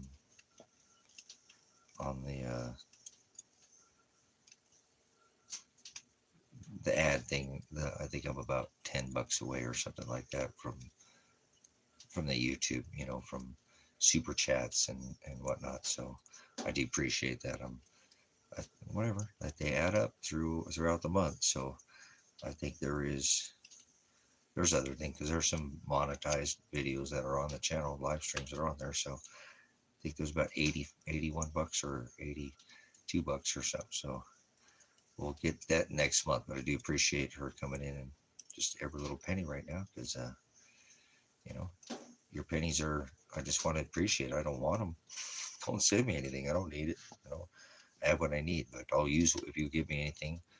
Um, I sold the land, so I'm good now. I'm gonna have to sell some more things to buy the exact truck with the lowest miles that I can possibly buy. If not, I'll buy a truck whenever after court. So won't be too much long after court that I will be buying a vehicle, and I'm going to go after reliability is what I'm going to shoot for. So I appreciate you guys' hard work. To give me anything is a blessing and abundance and bounty. So again, I don't prefer you to give me anything because it's so hard to have anything that you have, that you make. So um, it is. Everything's so taxed, and we've talked about it. But again, time is more important. Thank you for your time than any tithe, the monetary tithe. I do have links in the description for people who do want to use those. Again,